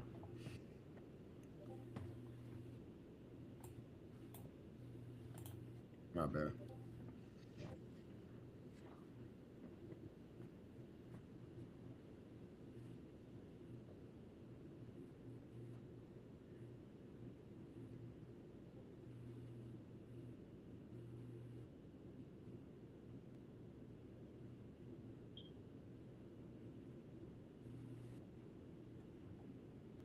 I'm not gonna hold you. That's like saying fucking, you know what I mean?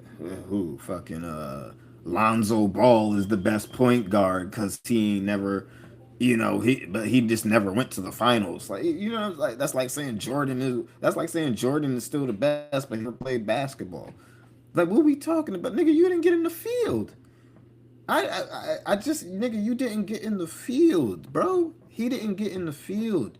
You can't be talking all of this rah rah. I'm the greatest, and nigga, look at me. He see the face of death and this that the you can't be talking like that. And then as soon as a nigga say let's pop it off, You just like, oh shit, nah, I can't do. Like, nigga, the fuck, bar him up. You don't gotta fucking disrespect all of these other like. You don't gotta do what him and Drake was doing. You can give him bars. Fuck what him and Drake is rapping about. That nigga called you out along with Drake. Fuck what him and Drake is rapping about. That has nothing to do with you, nigga. Rap. The fuck? Who we talking about?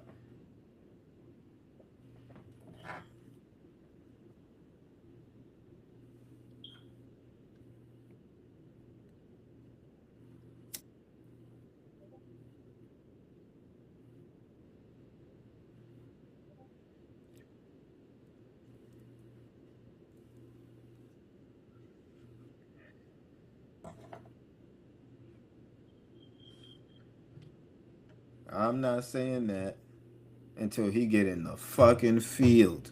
Get in the paint. Get in the paint. I know every rapper ain't battled and won his and shit like that, but every rapper ain't in the conversation for the best, nigga. Every rapper is not in the conversation for the greatest or one of the best. I'm sorry.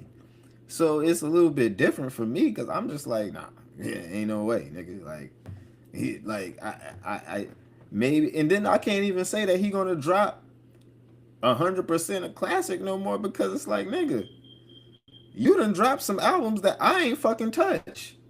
I'm not the biggest, as you can see, I'm not the biggest J. Cole fan. But I fuck with my boy J. Cole. Like I said, he's in my top 3 Carolina artists. You feel me? Definitely. And we gotta get South Carolina on the map. Just a little TT. You feel me? But I fuck with J. Cole. But when it comes to this rap shit and everybody just wants to brush over and this, everybody's like, oh nah, yeah, I think he's the best rapper. I think he's better than Drake. And look, you feel me? That's supposed to be a triple threat death match. That was the if Cole really wanted to smooth shit over and make shit non-personal, he was supposed to be like, nigga, I'm better than the both of you, nigga. Fuck you talking about, nigga. I'm better than both of you niggas. Just watch this. He could have made it. You feel me?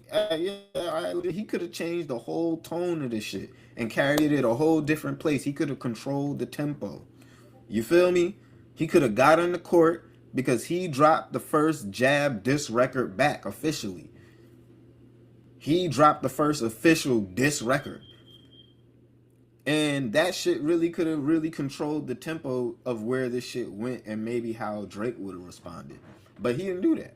He immediately copped pleas. Like, I'm sorry. Like, I've never seen anything like that. Niggas can talk about Drake suing UMG all they want and, how you don't point that out and this, that, the third. But Drake got in the paint.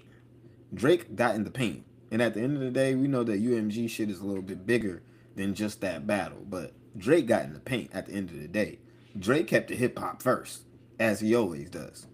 Once he seen niggas was out here buying and doing all of this weird shit, and this was a campaign, this was a promo run, he was like, oh, okay, all right. All right.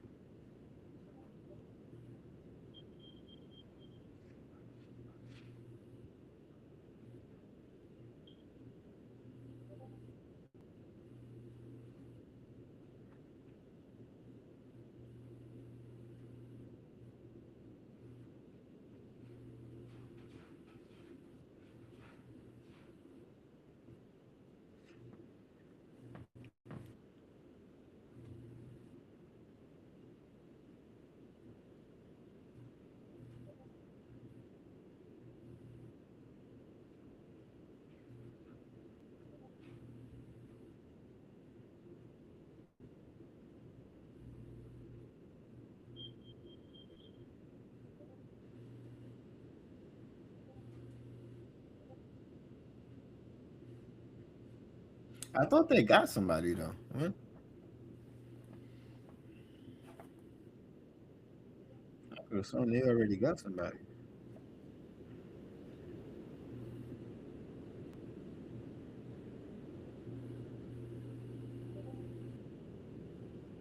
They trying to get Rory. They trying to give Rory and Maul a mill to do Hot 97. Yeah, if Rory and Maul go to radio, they crazy as fuck. They stupid as fuck. I mean, you probably could still maintain your show, and I'm not gonna lie. Anybody going in right now, you got the potential to have a way better deal than Ebro in Rosenberg. But um, yeah, I don't know if it's worth going to. What is there in radio? I mean, yeah, Charlemagne just went up and he's still doing his thing, but hey, none of these niggas are Charlemagne. They got Armand Wiggins up there too. Shout out Armand Wiggins.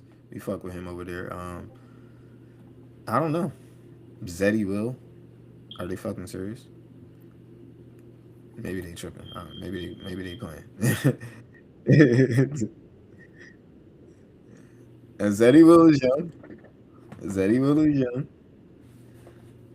Uh, Lana Harris probably. I don't know. I don't know any of these other people though.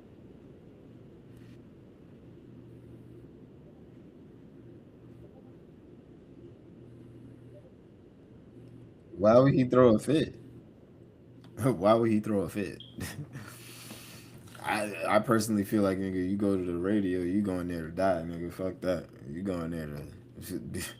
I mean, maybe because their music takes are a little bit more relevant, but if I was Rory and Maul, a million is not enough. I don't know what this a million. Maybe is this a million up front? Is this a advance? Like, is this a year, a month? Like, what we talking?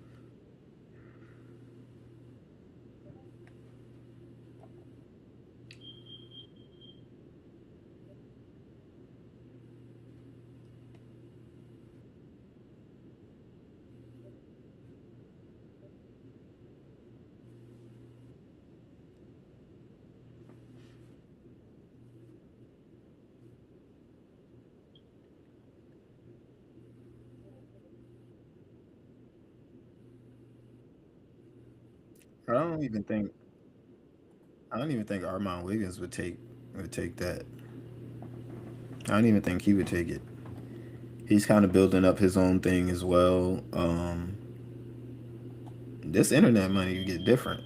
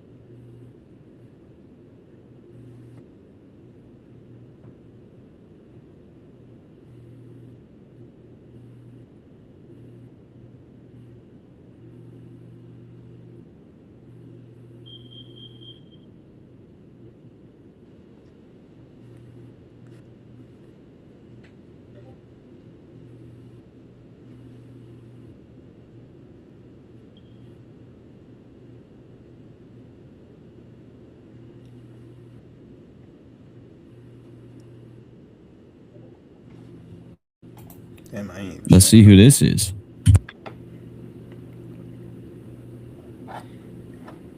Do you guys know who this is? Cole bowed out, and he's not better than Drake. That move solidified. He's not that guy. You can't give backhanded compliments. Yeah. I mean, now there could be a lot of people who, I guess it was more Kendrick's mindset too, where he decided he wanted to do something different, right? Yeah. It seemed like he did. Well, like, because realistically, Like he was about to get it in. when Kendrick first came in, he was doing what pretty much any kid would who was influenced by West Coast hip hop at the time, which is follow like that gangster rap style, right? And his beginning records were like that. But I think at a certain point, he realized he needed to be an individual and he could actually carve a lane out that was different from what everyone else was doing. And I think that's why Dr. Dre took such a liking to Kendrick, too, was because of the message he came with, right? That's accurate. Yeah. So you grew up in the Bay, you went to Atlanta, and now you are where? I currently live in Idaho. Idaho. So it's been a running joke actually for the last like year since I put out the Kendrick Lamar diss tracks in April. So like the guy who posted it was like, "Yo, he just did this diss all the way from Idaho," and it was just like, "Bruh, I see why he did it." To me, man, it's like, bro, we're in 2026 now, bro. It's like, are we really harping on like where someone is from to that extent when it comes to the music that they're capable of making or who they could be influenced by? Like, you know, we're not in the 90s here. Like, People really think just because I'm in Idaho that I'm overseas or something. Like, they think Meanwhile, you got a nigga from Nigeria out here talking on niggas every day, telling niggas who's black, telling niggas how black they are, all this weird shit. Come on, man. Y'all know how I like, get. they don't even think that there's a struggle in Idaho. Yet I just posted on Twitter like the top 5 places where gang activity happening. That's Crips and Bloods as well. You know what I'm saying? So there's activity here. This is the Wild Wild West. You know what I'm saying? Whether you know it or not. You know, so that's why I wanted to stick my neck out there because I seen that a lot of people just had to woo like.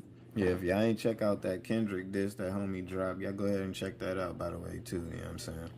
Put over their eyes when it came to that situation with Kendrick. Gym for y'all.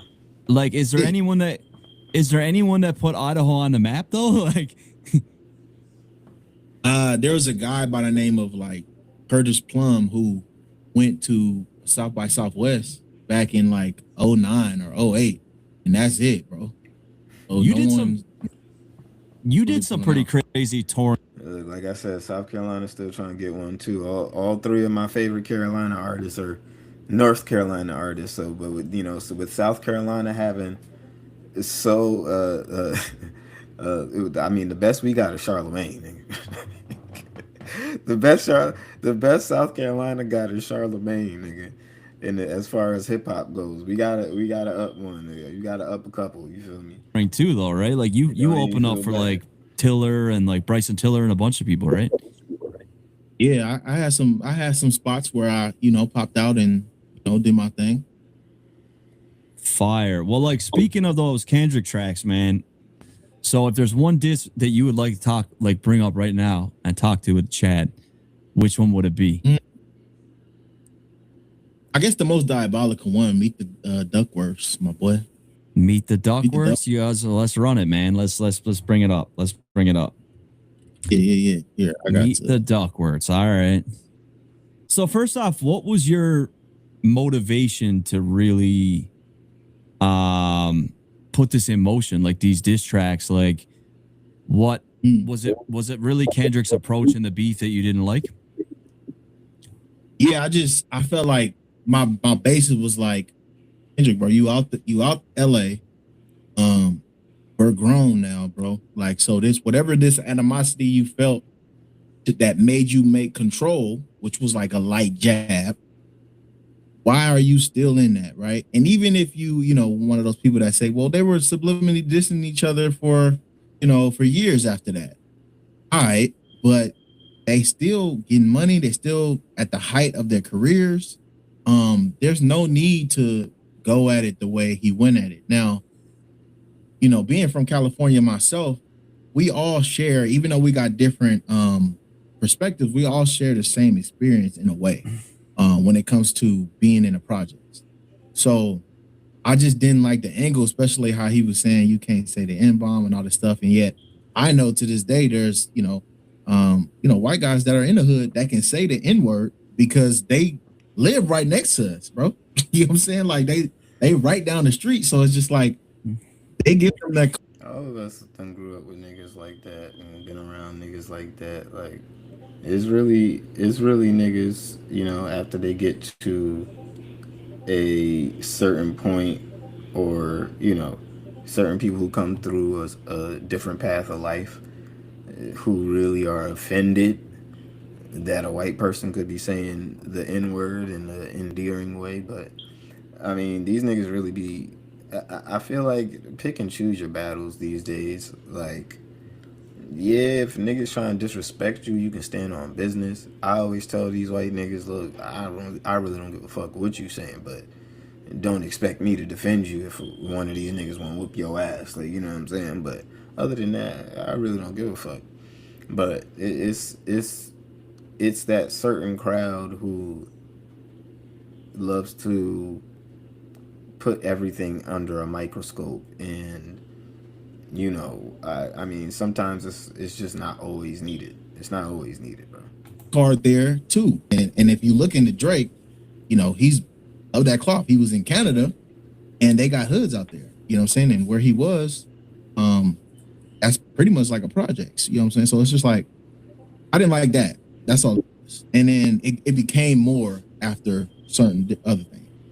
Yeah, I think the thing with Kendrick, bro, is like, it's not even some like, obviously the fans play a lot of weight into this like competition between them, because long before the beef, there are people like myself making videos like of all the subliminals they sent back and forth.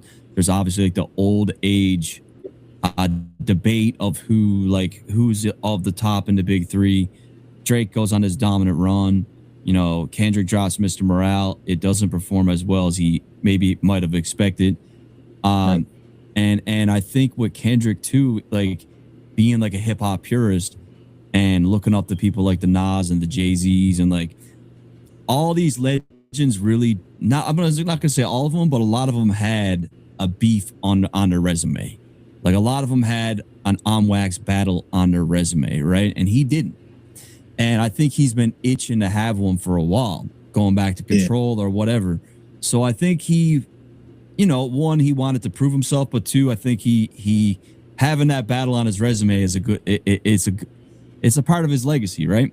But let's meet the Duckworths. First, let's bring up the lyrics, because if you kind of want to explain some of the things that you wrote and some of the angles and why you took those angles, We can bring them up here. Meet, and it's all on Genius, right? Yeah, it's all on Genius. Let's run it. Let's run. This is Meet the Duckworths by Hakeem Prime. He put this out 8 months ago, but we're buttoning up kind of this like going edit a new year. And like, you know, Hakeem has also talked to me about this behind the scenes. Like his diss track days are kind of over. Like he's focusing on his own music going forward. But unless of course someone acts out, right? But as far as doing stuff like this, we kind of just want to close out the year and show some of the nigga Axe said he was in a group. He was in a backdoor group chat with 3 other people who were also backdoored by Talil. Yeah, y'all niggas is crazy. stuff that he did, right? So you can remember the path that you used to be. In case we begin the first half of our show with the Dear Kendrick, I see you young skin and bones scrambling on them stoops, dreaming past section 80, flipping rhymes into troops. You got that glow, little homie, fire behind your frown, and if that glow too bright, the white man gon' dim you down. So slow it down. I ain't here to shame you, I'm here to lace you up in advance. Cause the world don't love the poets, they auction our stands. He'll slide you a deal in your lap, but don't mistake it for rap. They call you conscious, but they'll market your grief, turning your trauma into streams while they die like a thief. So befriend them, Kendrick.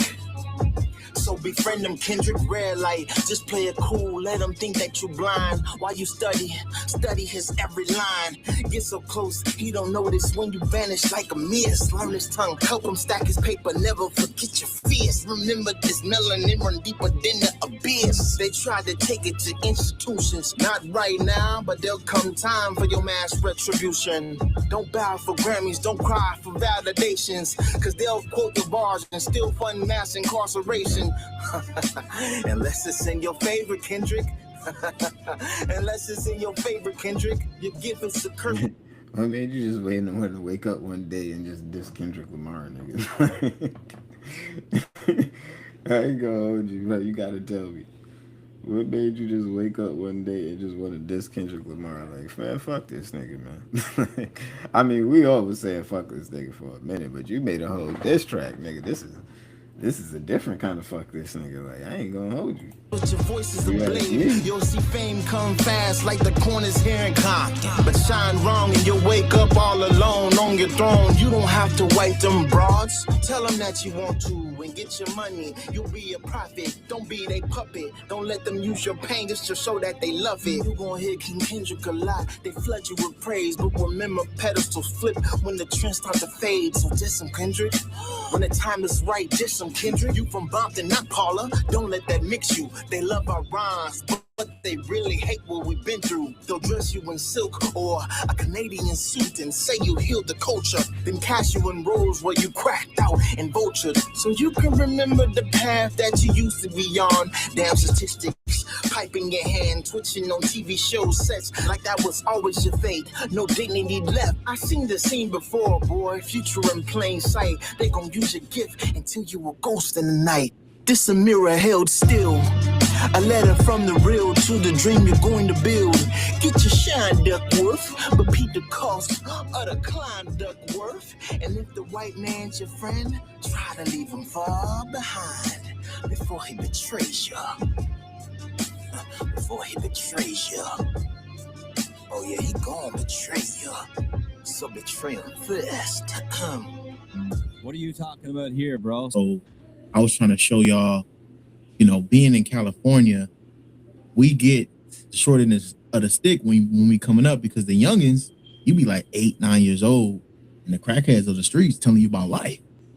So they like telling you about this thing, and then that molds you into like this newly, 13-year-old who, getting information from this crackhead, of course, and also from your family, but then from the trauma of dealing with things, it just molds you as a young man. And I wanted to kind of showcase that in this song. And then also it's like the industry plays tricks on you, even though they see you have talent. They will whoever saw the Diddy new documentary, kind of like that. You got the nigga that's unfortunately helping you with your career, yet they're taking most of your profits. And you got it to where some of the industry guys just want you to talk mostly about your trauma, and then if something happened to you in real life, they not there. They don't want to help out or don't even know how. You know what I'm saying? So you got to actually weave your way through that. And this is me just explaining like how our mindset is being warped, like while in the projects, and then while believing like.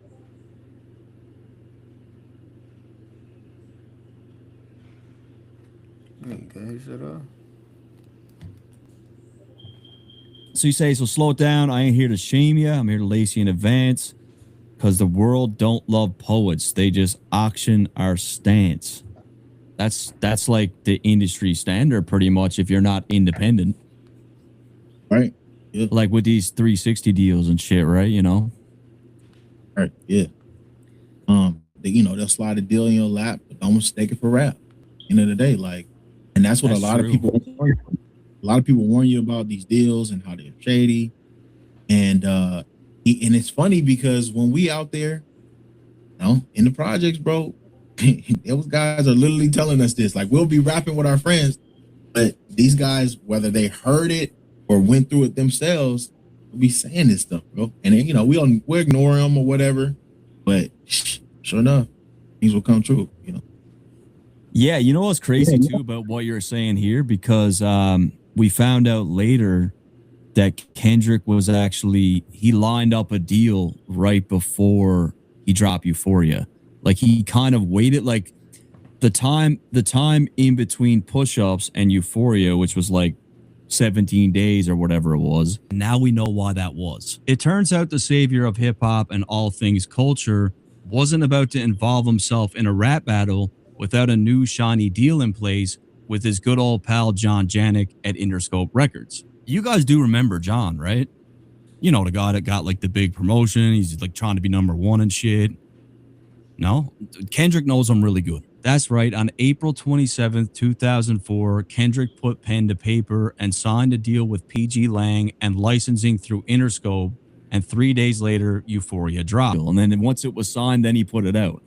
I thought Drake would have realized that, but then he drops Taylor Made. So it was just like, bro, what are you doing? Like, you know what I'm saying? He was kind of playing it himself. He was kind of playing like, oh man, this is just, I'm the big nigga. Like, you know what I'm saying? He was just not really. I think Taylor Made was a masterful move. I think Taylor Made was like the second best song in the beef. And I think Drake should have kind of kept going along that line of really just almost not taking Kendrick Lamar serious. Because at the end of the day, this nigga Kendrick Lamar, I mean, the nigga was just saying anything. You feel me? The nigga was just saying literally anything. But and I don't think it was anything for Drake to take as seriously as he did take it.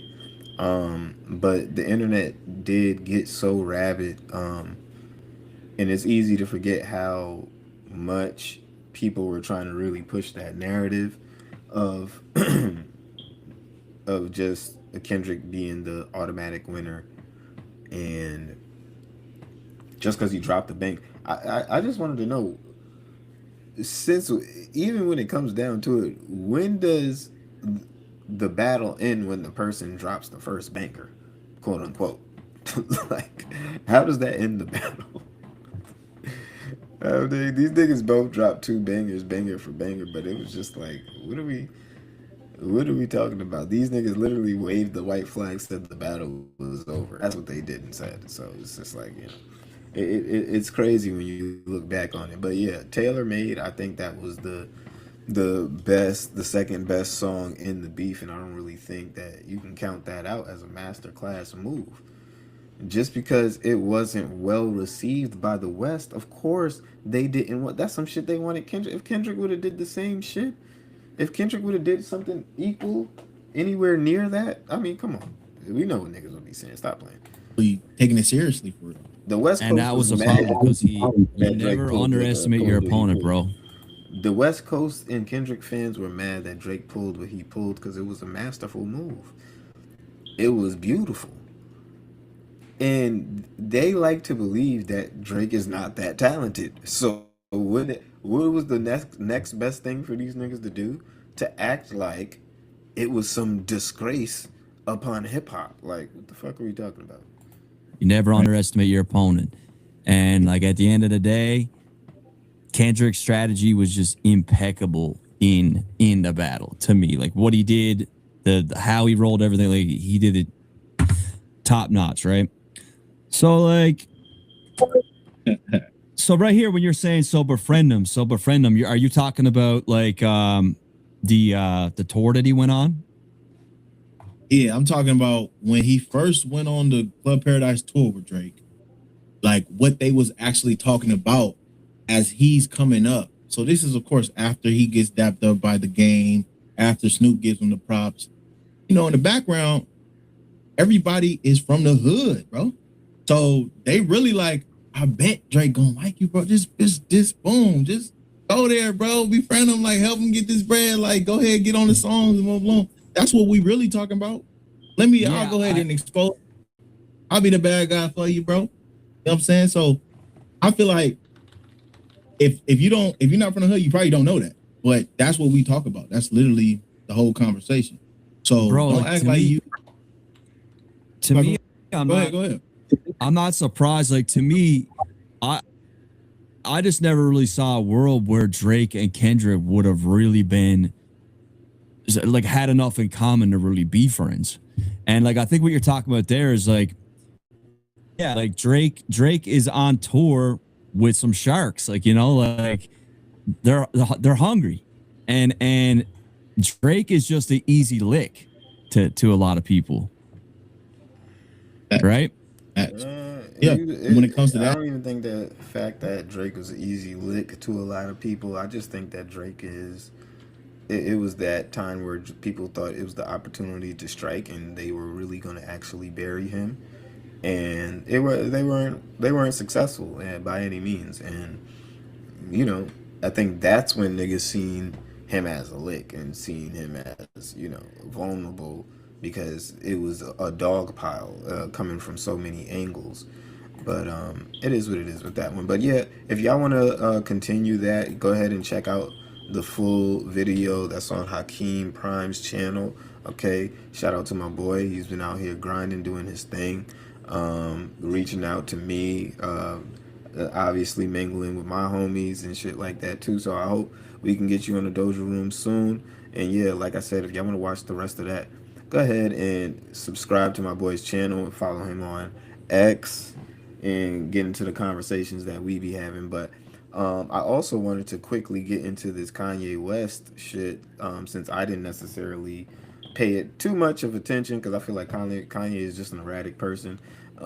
He's gonna constantly go through these ebbs and flows and ups and downs, and there's not too much that I don't know is going to change about him when it comes down to that part of him. I think we've accepted that part of him as Ye being Ye, and unfortunately for him, sometimes I think a lot of us find it very entertaining. And yeah, that's just is what it is. So he's now coming out again, and he wants to give an apology to the black and Jewish communities. That's basically all I know about it. But let's get into it. It says, Ye, the artist and producer formerly known as Kanye West, took out a full-page ad in the Wall Street Journal on Monday, saying that he regretted his recent anti-Semitic behavior and that he hoped to be forgiven by those I've hurt. The crazy thing is that this quote-unquote anti-Semitic behavior, it's taken on a mind of its own. Have y'all not seen it? Hold on. Have y'all not seen?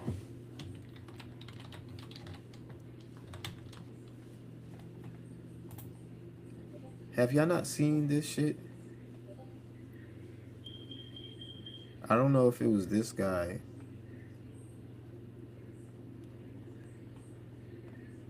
I think it was a short. No, it wasn't a whole video. It was a short.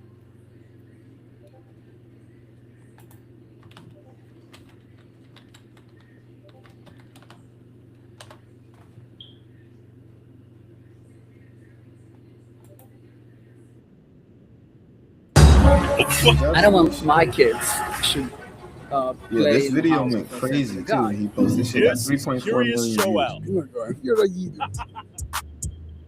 A village of 44,000 Hasidic Jews in upstate New York that primarily speak Yiddish have an average of 7 kids per family. How many kids do most people have? Mind you, in New York, where I grew up in a town like this. This looks like Muncie.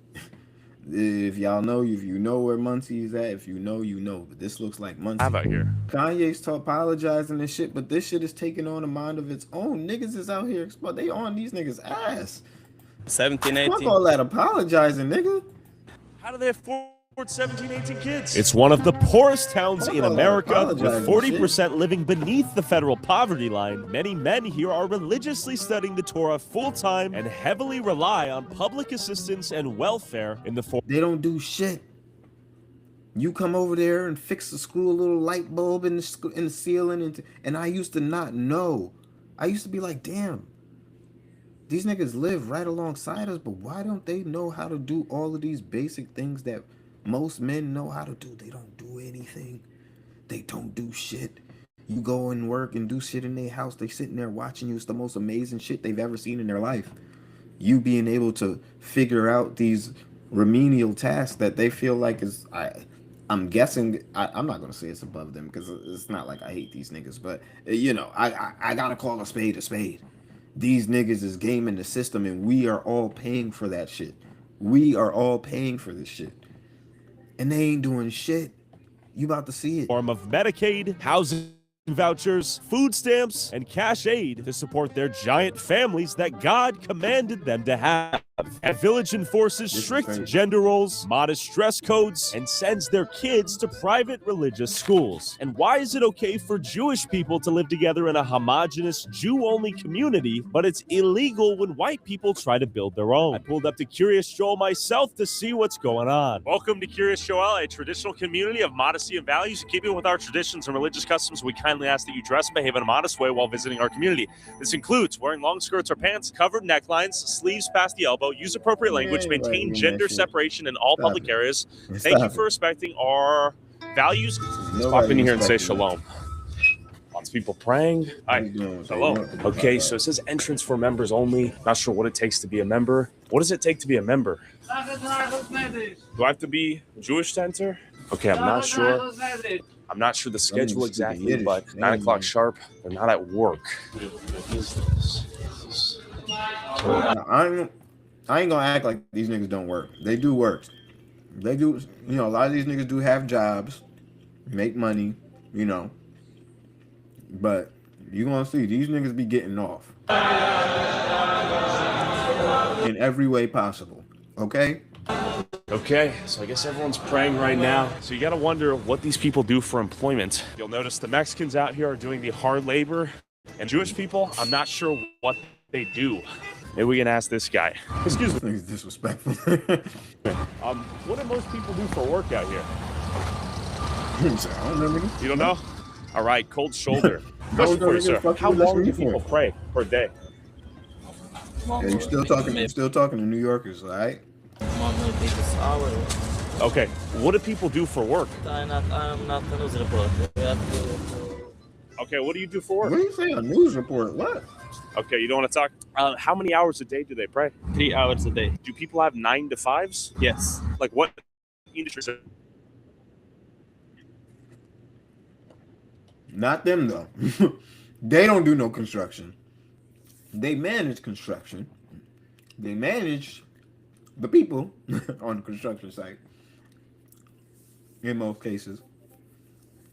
But you will never see them niggas with a hammer and a screwdriver doing any of that shit. I'm sorry.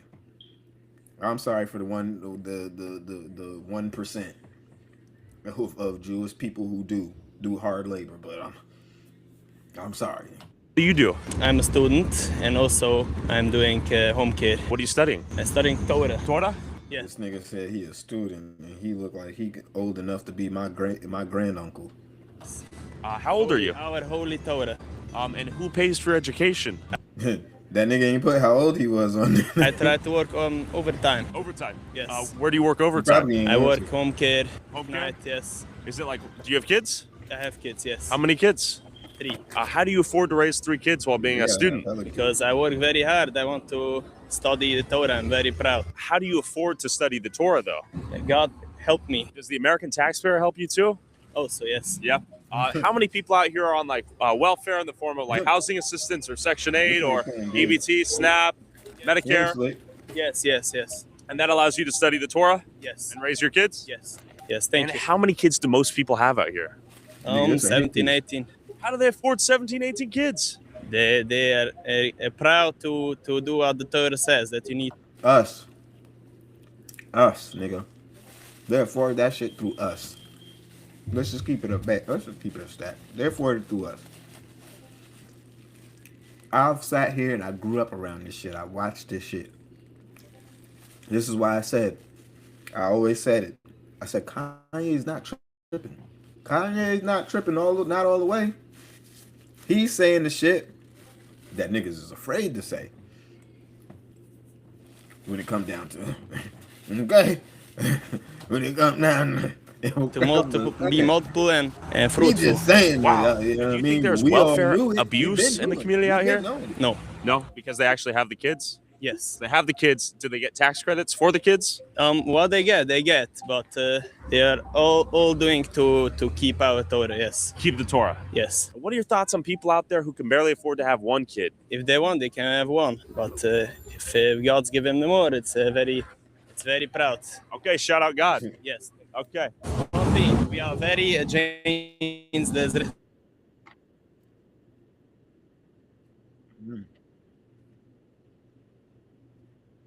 But before the Messiah comes, right? Yes. Zionism is not Judaism. It's a very. I respect that. That nigga said, hold up. We not with them niggas. Them niggas is Zionism is not Judaism. What them niggas is doing over there, that's some whole other shit. We just gaming the system over here, buying everything up. But, you know, this Zionism shit, that's some different. A very other thing. Question for you, sir. What do you do for work out here? Are you on the phone? Or are you listening to the radio? Okay. Damn, it's tough to get some answers out of folks. What do you do for work? How do you make money? My wife. Your wife? What does she do for work? What is this? Interview. I'm gonna meet you for YouTube. So your wife works, and do you study the Torah? Have a good day. How many kids do you have? Have a good day. How many children do you have? Okay, thank you. Damn, actors went live. Well, that was fascinating. Excuse me. Do you study Torah? Actors went live. Torah? No. What do you do for work? Didn't I tell you you got to go live? Do you have a job? Does your wife work? Are you a student of the Torah? Do you work a job We just for money? watched everything go down. Yeah. What y'all think he Does your gonna wife? say? Yes. She does. Does your wife go to work to make money and you study Torah? Right. Let's put a pin in this. URLs that I usually definitely kick, and then you'll see it on King Academics. I'm using my thing where I could send it everywhere, but I don't have like all my accounts are locked. That you got to be at my house because I want to be hacked. So you got to be at my house to access all my accounts, or else I could whatever. Anyway, the point is this. Hopefully everybody could find a way to watch the stream, and this is gonna be a shorter one. We're gonna get with Aiden a little bit later, and we're gonna work it out. Okay. Let me see. Work it up. Chat right here. All right. I was ready for this. Somebody say, yo, here we go, chat. Get ready for yapping in circles. Nah, ain't no yapping in circles today. There's not no yapping in circles today. I am gonna react to my man Backdoor Ty, he actually went live and he kind of gave a whole explanation on what he claims happened. It was all fabricated and all lies. You know what I mean? And I think people kind of see it. It's like, why you ain't called a nigga? How you get a nigga the number? You ain't talked to him since on the phone. Like, come on, niggas ain't stupid, but that's not my friend. I don't know him. I only met him that one night. I never seen him since. I never seen the other nigga we gonna talk about. I never seen either of them since. So my thing with Ty is even though definitely I think it's a back door, but just to let y'all know, I don't got no ill will. Like I feel like man, you and Ty need to be in some. Nah, that's not it. I don't really feel like that at all. I think Ty's just a backdoor ass nigga. I think he was backdoor his own mama. I really think that. So my only thing is that Kai, the rest of y'all niggas who still fuck with him and associate with him, I'm not telling y'all nothing y'all never heard. Nigga, there's 10 stories about a nigga. I'm just the nigga that probably got the loudest voice to say it. I'm not telling y'all to cut a nigga off and do nothing. I'm just trying to tell y'all, listen, I learned my lesson real quick who he is. Y'all gonna learn y'all lesson whenever y'all learn y'all lesson. So let it be that. Okay? Cool. So we're gonna react to his version of the story. Now, I want to just give a few things in context, right? Like I want to make sure things are in context. Because I was on live on my personal IG earlier. And hold on. Yeah, my security is loud as fuck. Hold on, let me turn the move down there. Hold on.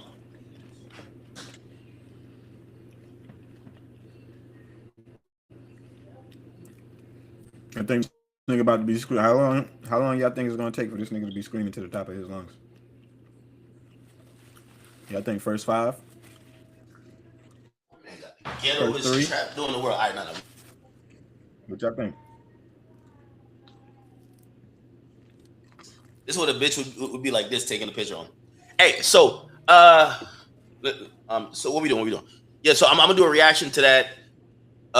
We do got like 3 topics. I want to get to 3 topics after I get to the drama stuff. So again, I know, obviously when drama, shit, I cover other niggas' drama. So when it's my drama, I got to make sure I'm covering my drama too. So I'm all in my drama. Anyway, so with all that, what's gonna get to it? I forgot the last train of thought. Okay, so the backdoor tie shit, and then we gonna get into. I was on live earlier, and I was explaining because some people they're not seeing the little baby connection, and I always felt that the shit was baby. You know what I mean? So I'm gonna be honest with you. This is how I look at everything. I'm seeing the street niggas, and baby and his people are street niggas. Not saying the nigga who did it, but they're street niggas. When the street niggas bring it online, now the online nigga gotta nigga. They supposed to be the best in the streets. I kept it wherever it was at for a year. And that's another thing. I'm gonna show you how Tyler's a liar, and he probably don't remember, or maybe he hide, maybe he do perks. He said this should happen in August. This should happen March 16th, March 16th and 17th. What is that? He definitely said it happened in March too. His memory can't be trusted, but we'll get into it. I don't know where he. But I'll get to the baby stuff, and Nigga said it was August. All right, so let me start out with his video. I'm trying not to talk in circles. I know people don't want to hear me repeat the same shit. I've said it like a broken record. Y'all gonna ask a few major things, and let me tell you this, because I don't hang my hat on tough shit. Like I'm gonna say off the rip. I didn't even know that. The reason why I never brought it online, I would have brought it online if I actually got touched. But because I didn't get touched, I didn't bring it online. If whoever don't like me want to say I got slapped, I don't care. That's not my reputation. Now, my reputation is not to be a tough guy anyway. So I'm not gonna sit here and try to where's the video? But let's be honest. Y'all would imagine that if something ever happens to me physically, and there is rumors of a video, I'm pretty sure you could sell that shit to TMZ for a lot. Like before 6ix9ine and the whole shit that happened in the sauna. The list of niggas that you want to see get touched, something happened to them. 6ix9ine, Charleston White, and Academic. So if this is the phantom, we're gonna take one nigga word or whatever, but nobody has no proof. And I'm giving y'all the dates. So if y'all think something happened, I'm pretty sure I was live later that day, the next day. There's nothing that happened, but whatever, cool. You also can't fight there. So cool. Let me play what this Ty Lil nigga said.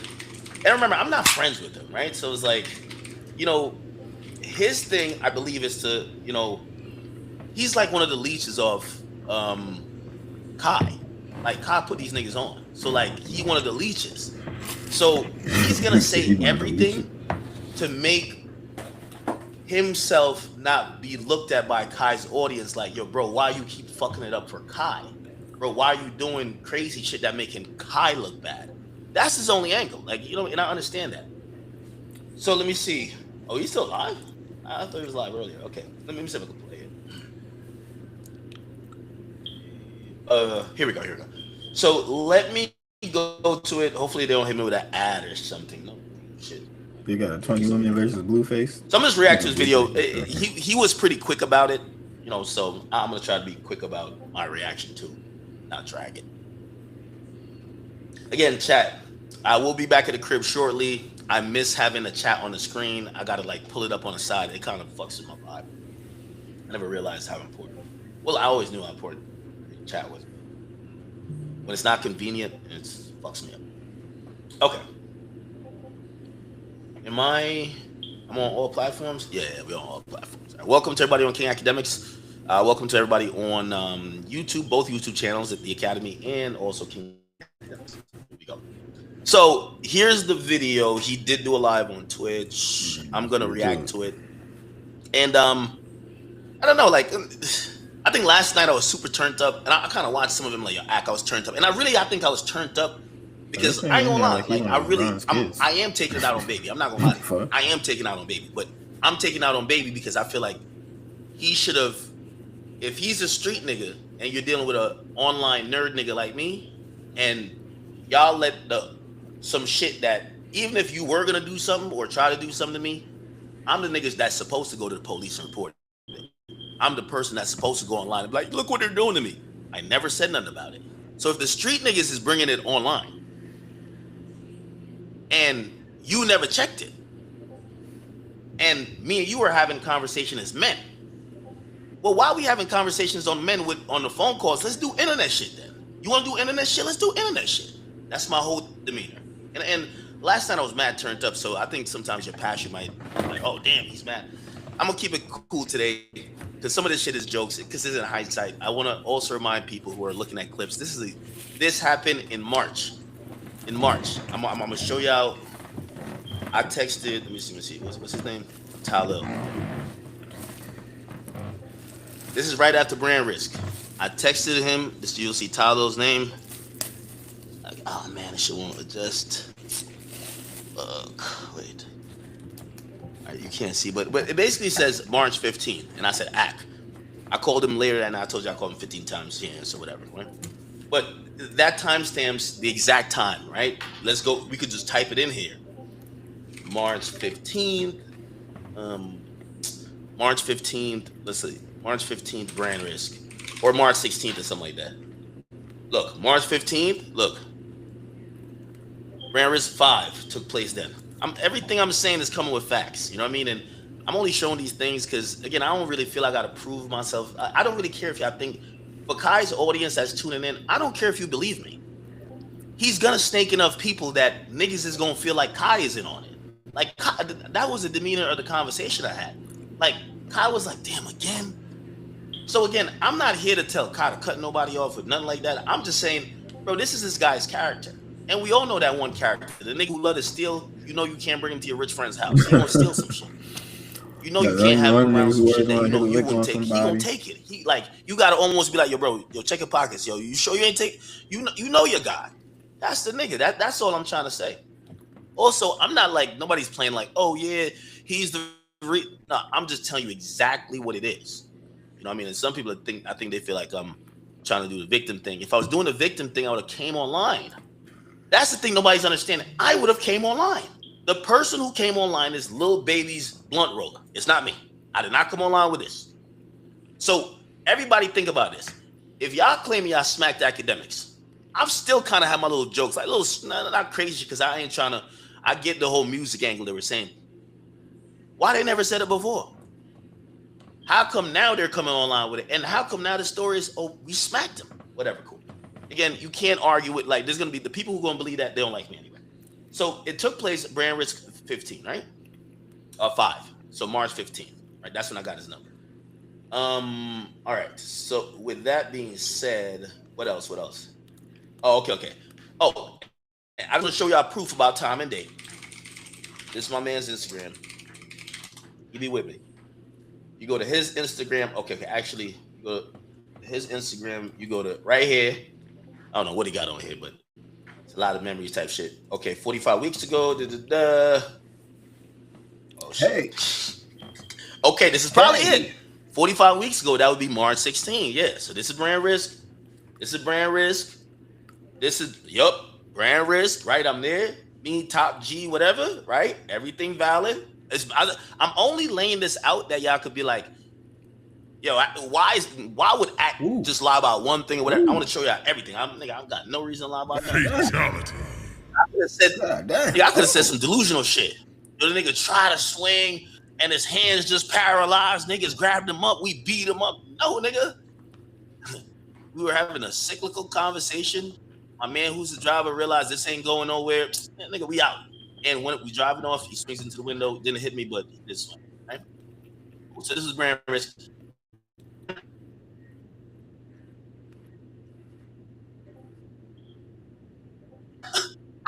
I didn't even know my man even put this. Yeah. Also, my man, like, you know, he does some production shit for me. The reason why he ain't close because I'm on Aiden's ingest and all that shit.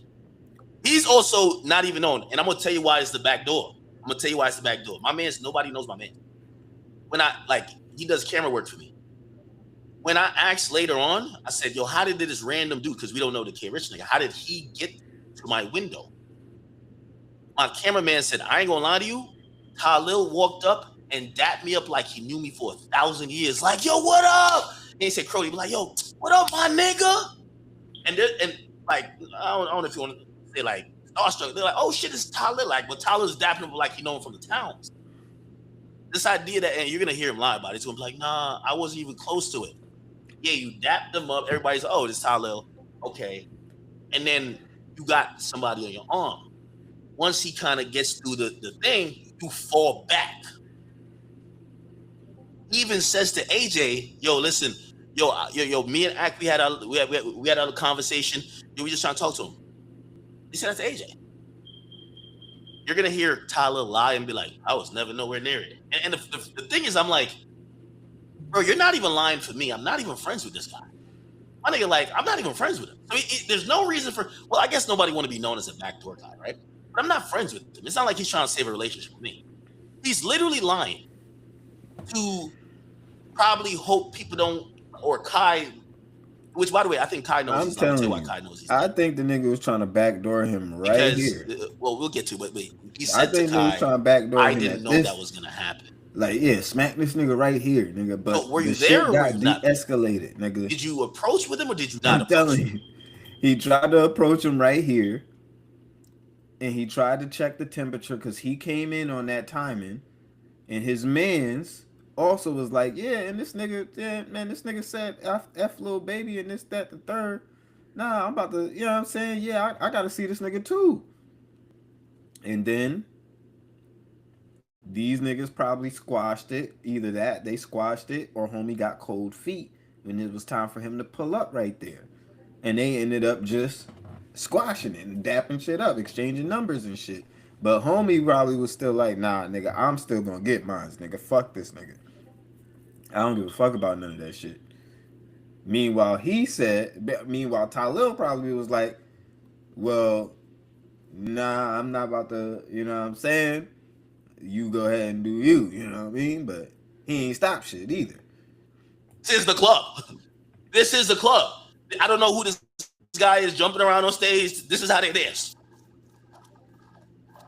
Like they're doing all that shit. I'm like, bet. I don't, you know what I mean? There was some young girls in there. Like, I think the older Miami crowd was like, what is this? Because they don't like New York or that little, like, whine your waist music. But there were some young girls in there.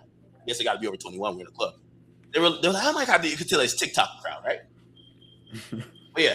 So you can tell it's the TikTok. This is him, right? He's on stage. Hey, cool. So now everything is matching. Everything is matching, right?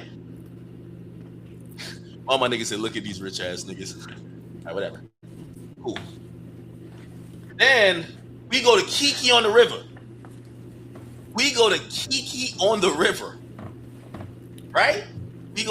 the River. Yo, they were violating. I had to take the hat off for Kiki on the River too, bro. They were like, yo, because Andrew Tate was coming, but Kiki on the River is not like, they don't like niggas. Real talk. Kiki on the River is a place that you could pull up. You know, Drake raps about it. You could pull up on a big ass yacht. Matter of fact, you could just pull up to the yacht and they bring you bottle service on the yacht. Your yacht that pulls up to the dock is part of the club at that point. It's kind of really fly, but they don't do the nigga shit, right? Now, but that's Kiki on the River. We were in there with Andrew Tate, Fresh and Finn, whatever. And okay, cool. Now it's the next night. Remember I told you, so Let me make sure I get this clear. So we go to the club.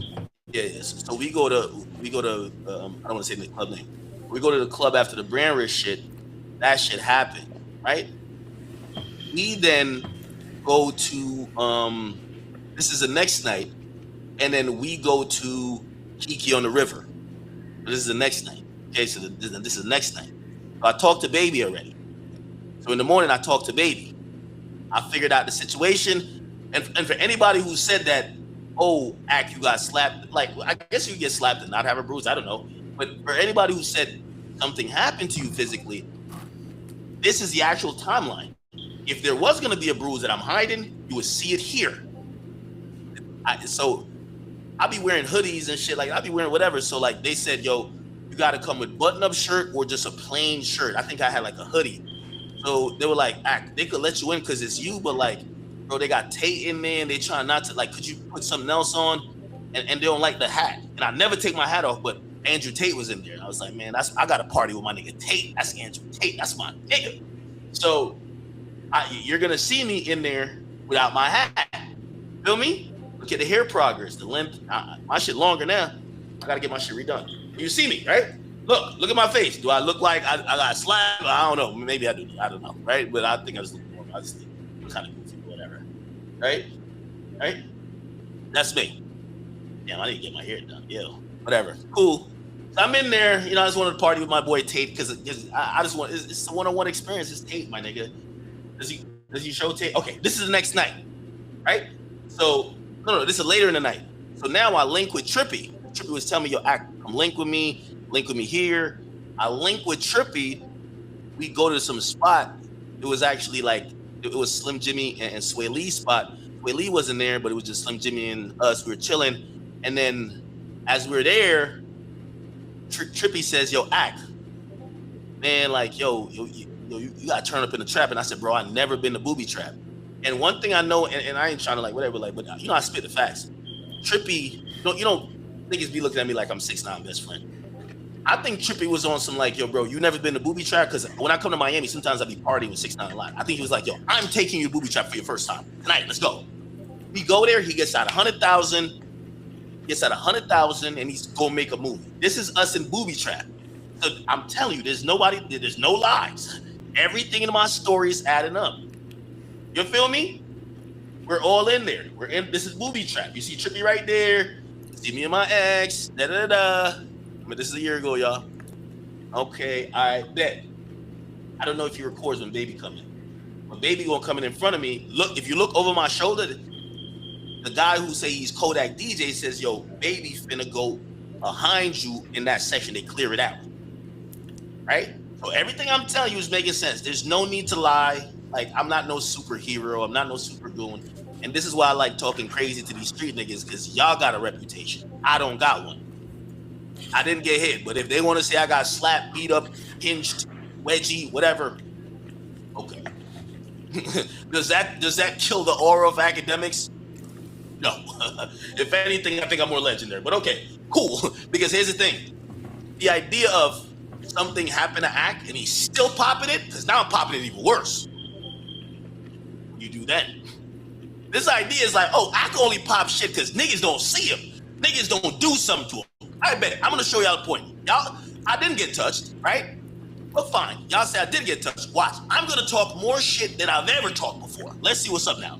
So I'm going to defeat every narrative. So I don't care. Anyway. All right. Blah, blah, blah. Okay. Trippy's giving me mad money. This is like I don't know why you put this back up. This is back in Kiki. This is Kiki in the river. Look. Tate looking so clean. That's our boy. Right?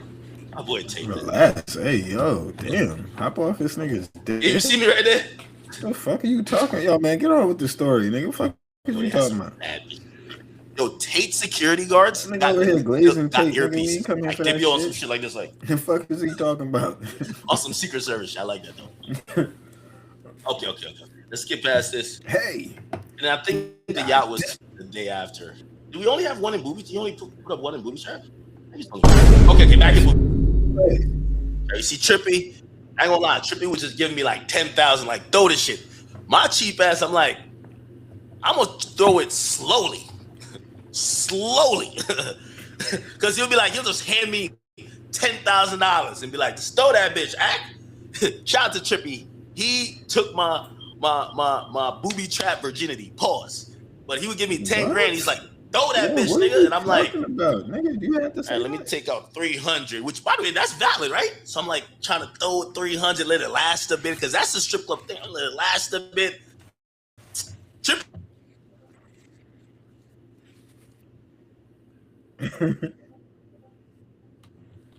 Anyway, it is what it is. But you know, again, if you're saying why am I showing this, I like to show people I ain't got no reason to lie, man. You know what I mean? I ain't got no reason. Like, I'm not gonna tell you, oh, I'll go to his house later on, he plays me a song. I'm only showing you these things because I just have zero reason to lie, right? Like, I think it's less likely that I would tell the truth about every single thing and then lie about one. Right? Tell the truth about every single thing. Some of the things may not even make me look good. Who cares? Okay. I say, yo, you played me like 5 hits. He did play me, so I like the song you played. I said, who got this nigga wilding like this? Yeah.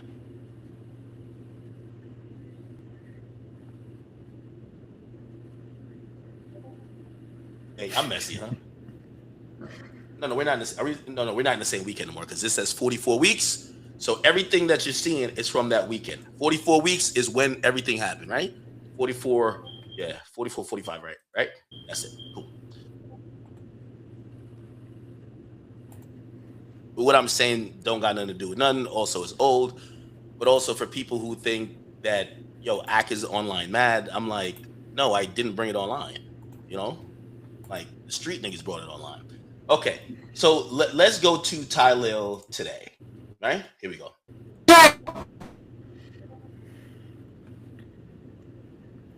I think I should not say nothing. Jagger, and it's okay because I'm gonna learn it. Yo, nah, listen. I'm gonna teach you how to dance. I can teach you how to dance right now. Just sit down. I want you to. Let's go. A conversation solved it all. I seen you at the brain. Okay, here we go. Really even get my energy to the situation. I want to.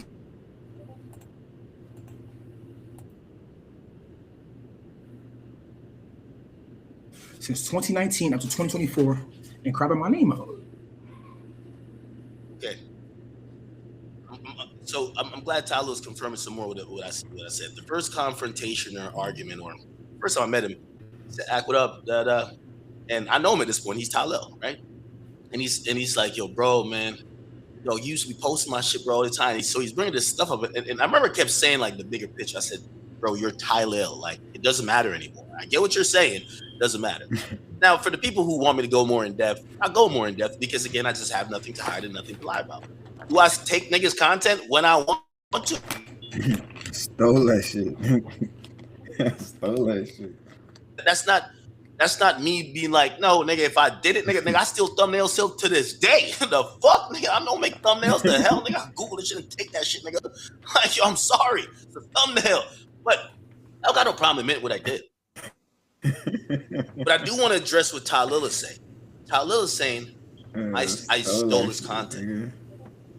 During quarantine, Ty Lil used to have random girls on there wilding. They were doing sexual shit. They would put a bottle of Heineken. They would put a Coke bottle up their pussy. They would fucking... There's a video. You can go watch it on YouTube somewhere or Twitter.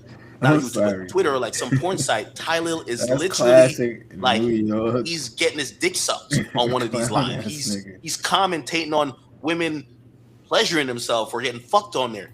This wasn't the best Instagram content, but everybody was so bored in the house, people would go watch them on these Instagram live pages. It wasn't a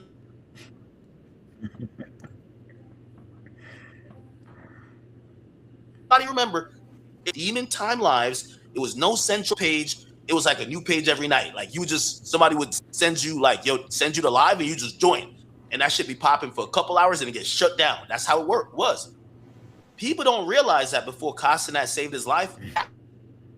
I just knew him as a nigga bouncing around in Pop Smoke videos. I didn't even know that. Which really, that was a legendary. Tory Lanez kicked off really quarantine radio. That was a legendary time. Have some girls on there, I never seen Ty Lil doing his thing because I seen Justin LeBoy doing it. Justin LeBoy was close with Diddy's sons, and if y'all know about the Doja Room, y'all are long time comers to the Doja Room. Y'all know how that go. So with that, I seen Justin LeBoy kind of doing the I said wow type shit. Like, you know what I'm saying? He was doing that kind of thing. And you know, at Quarantine Radio, a couple other people were doing. I might have seen Demon Time too, though. I'm not gonna lie, I probably did see Demon Time. Probably just don't remember. But a lot of niggas was. It's not even like Talil was stamping that shit. Like that's why I don't understand why he's so upset. Because it's not like you stamped that shit, my nigga. Like there was mad niggas doing that. There was mad niggas doing that, bro. You're not even the only nigga that was. I guess you wanted to. You wanted to put your name on there because you wanted niggas to know that you was getting it lit too. But I mean, once you see one nigga hosting a bunch of niggas, and then y'all was hosting all of the same bitches. Y'all was on a rotation of all the same bitches was hopping into. You know what I'm saying? Not complaining. You know what I mean? We always appreciated reoccurring visits, but it was all the same bitches getting on all of these lives. If you seen one, you seen them all. You know what I'm saying? It's not like you had this revolutionary product that this nigga was snubbing you out on. So that's another reason why I really don't understand why that nigga was so upset about that shit. That's why I'm like, fake. Like, is this like some ploy to get the nigga a little closer, or was he expecting to be able to pop on act at this? Like, what was that about? Young nigga coming up from the hood, you need as much exposure, and you trying to get as much recognition as possible. So of course you're gonna feel away if a nigga's cropping your ad out and putting his ad. You feel me? So now, that was my first time ever seeing academics in my whole life. At the brand risk event, I walked up to academics. Now, think about it. Academics said I backdoored you. How the fuck have I why would I backdoor you if I seen you at the front door? Think about that. Academics, I seen you at the front door. Why the fuck do I gotta backdoor you? Talil, I know you a dirty, whatever, New York nigga, but I'm not gonna let you be this stupid without correcting you on all the dumb shit you're gonna say. The issues what happened after brand risk had nothing to do, you're right, with you saying you're mad over Instagram post. That wasn't the back door. That was building the house with the doors. Talil, if you approached me in any other setting where I don't know you, other than an event that we know that creators are going to be at, respectfully, I know you think you're lit in your world, but I don't care to talk to you. I'm sorry, okay? That clover change means nothing to me, okay? Like, y'all are Kai, well, you are Kai's, like, you're the blunt roller for him. I'm sorry to tell you. I'm not saying I'm some big boss, but I'm in my own world. There's not a Talil that's like, oh my God, you need to pay attention to Talil, right? However, I do respect the streaming world, and I do respect people coming up. And when I seen you, like I embrace every creator, when I seen you had a problem that originated before you got popular, I tried to have the conversation, even though you were unprofessional because there was a camera for brand risk that we were impeding, and Aiden was trying to do his event. So I thought you were unprofessional, and even though you're animated, I'm trying to talk to you, but you're a young kid and really a dirty nigga from New York. Okay? Hey, relax on the niggas from New York, nigga. The back door doesn't start there. The back door is us dapping up as men, having an understanding, saying, hey, in the future, if you have a problem, or in the future, if I need to say something to you, I'm going to communicate with you directly. Here's our numbers. Let's exchange numbers. I know you, you know me. We could now move on from there. That conversation and that initial meet is the groundwork for the backdoor that happens later. That's the point. So he's trying to do this thing, I met you through the front door. Nobody ever said what you did was because you had an issue. But a backdoor type of nigga like you are, you're trying to impress other people. You were kicking it with K Rich. K Rich was a nigga whose baby's ball sack holder. You were kicking it with K Rich because a lot of y'all like up and coming streamers, maybe it's a little bit different now. Y'all get gassed being cool with the rapper. So you're not even hanging with Baby, you're hanging with this condom getter, his store runner. And if anybody knows and could go back and look at the facts, Ty was mad cool with this nigga, really because Ty want to be in the mix. It's a reason why Ty, I thought you were on the song that now you in the club, now you're doing this, and you're doing all this like zesty shit on stage. I thought you were on the song. No, you were just there dancing. You know why? And I get it, because when you are, we're all in the proximity to hip hop artists. We kind of want to be next to him. If 6ix9ine's performing on stage, or like say Savage or Drake, I would love if I could run up on stage and just act like I'm here. That's you. You were a paid. I don't know if you were a paid dancer, but you were just in there dancing, tweaking your nipples. I'm like, whatever. So you're hanging with Lil Baby's ball holder because you want to be in the mix. This is before me. You're trying to impress them. You want to seem like you whatever. So that's why I think you did the backdoor move. You don't know me. You know them. You want to get cool with them. And a part of you getting cool with them, you have now an intro with me that you're going to use to give them an advantageous situation. That's called a backdoor, my brother. I'll let you talk. If I had a problem with you, you knew that. You would have knew that. And you did. But was a problem enough to get a nigga to put his hands on you? And you think I'm gonna get a nigga to put my hands? You think I'm gonna get a nigga to put their hands on you, academics? If I wanted to be on straight, I would have did it myself, Muddy. Come on, Mud. Hold on. Tyler, we haven't seen no signs of you putting hands on nobody. We gotta stop that, okay? So what you saying is hyperbolic. I highly doubt that too. I highly doubt that. But it was never that serious. That the point was made.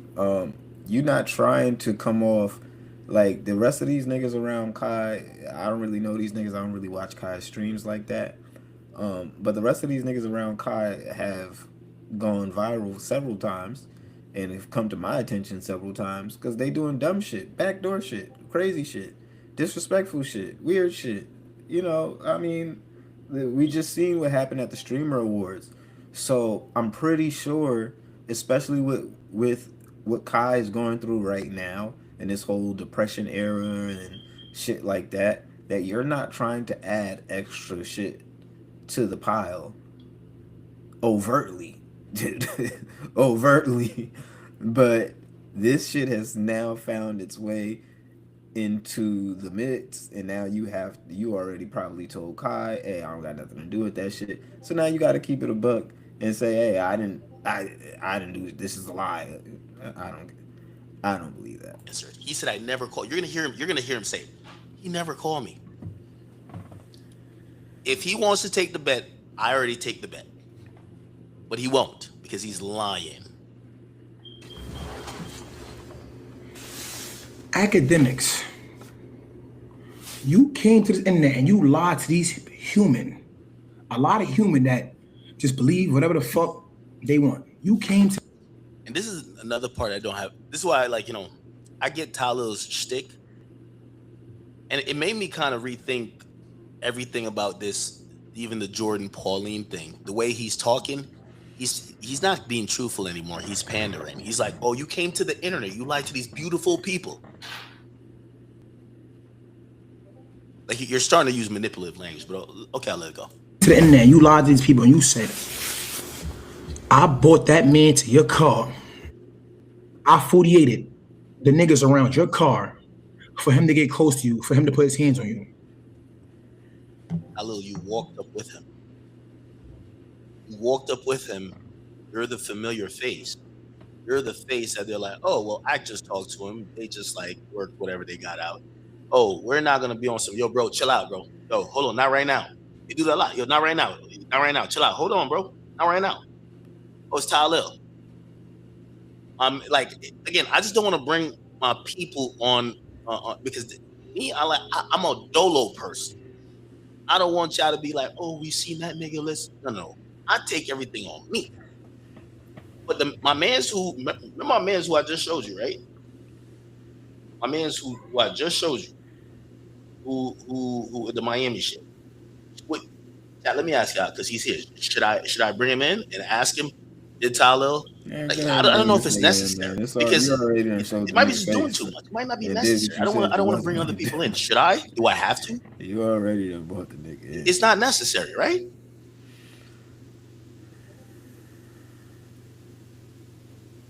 It's not needed, right? Thank you.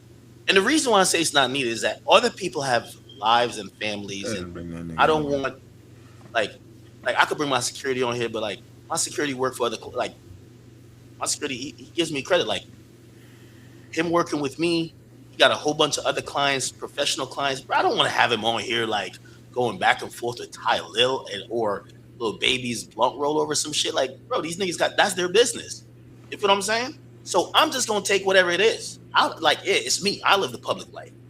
But I'm telling you, in the aftermath, figuring out how this happened or how somebody was able to get close to us when we're supposed to be out, two things we identified. This is why when you go with women lollygag. They're drunk. They tripping over this. Blah blah blah blah. Where's my friend? Yo, where's my purse? Where's my phone? You know how girls are coming out of a club. That made us a little bit slow because we never just like linger anywhere. The second thing was, yo, if I get in the car first because they put me in the car. How come a nigga get through a crowd of people to get to me? They said, oh, bro, I'm gonna be honest with you. Talil came up and gave us a dap like he knew us from like 10 years ago. It's like, yo, my nigga. My dude is there. I could bring him in. You get what I'm saying? And I'm only not bringing him in. I don't want nobody to think I'm like doing no funny shit or whatever. I would, but I don't want now people get a look at his face and y'all start harassing him. He's not a public figure. You know what I'm saying? And I signed up for this. So I'm not gonna bring him in, but and I'm looking at y'all. I shouldn't bring him in, right? But he's there. Should I bring him in? The question I would ask him is this: you were there, right? Or I should bring AJ in. I should bring AJ in. I should bring AJ in. I should bring AJ in, right? Because AJ was there. Because I say, oh, how did one nigga come get past all y'all to get to me? When usually, even for a picture, and I don't turn down pictures.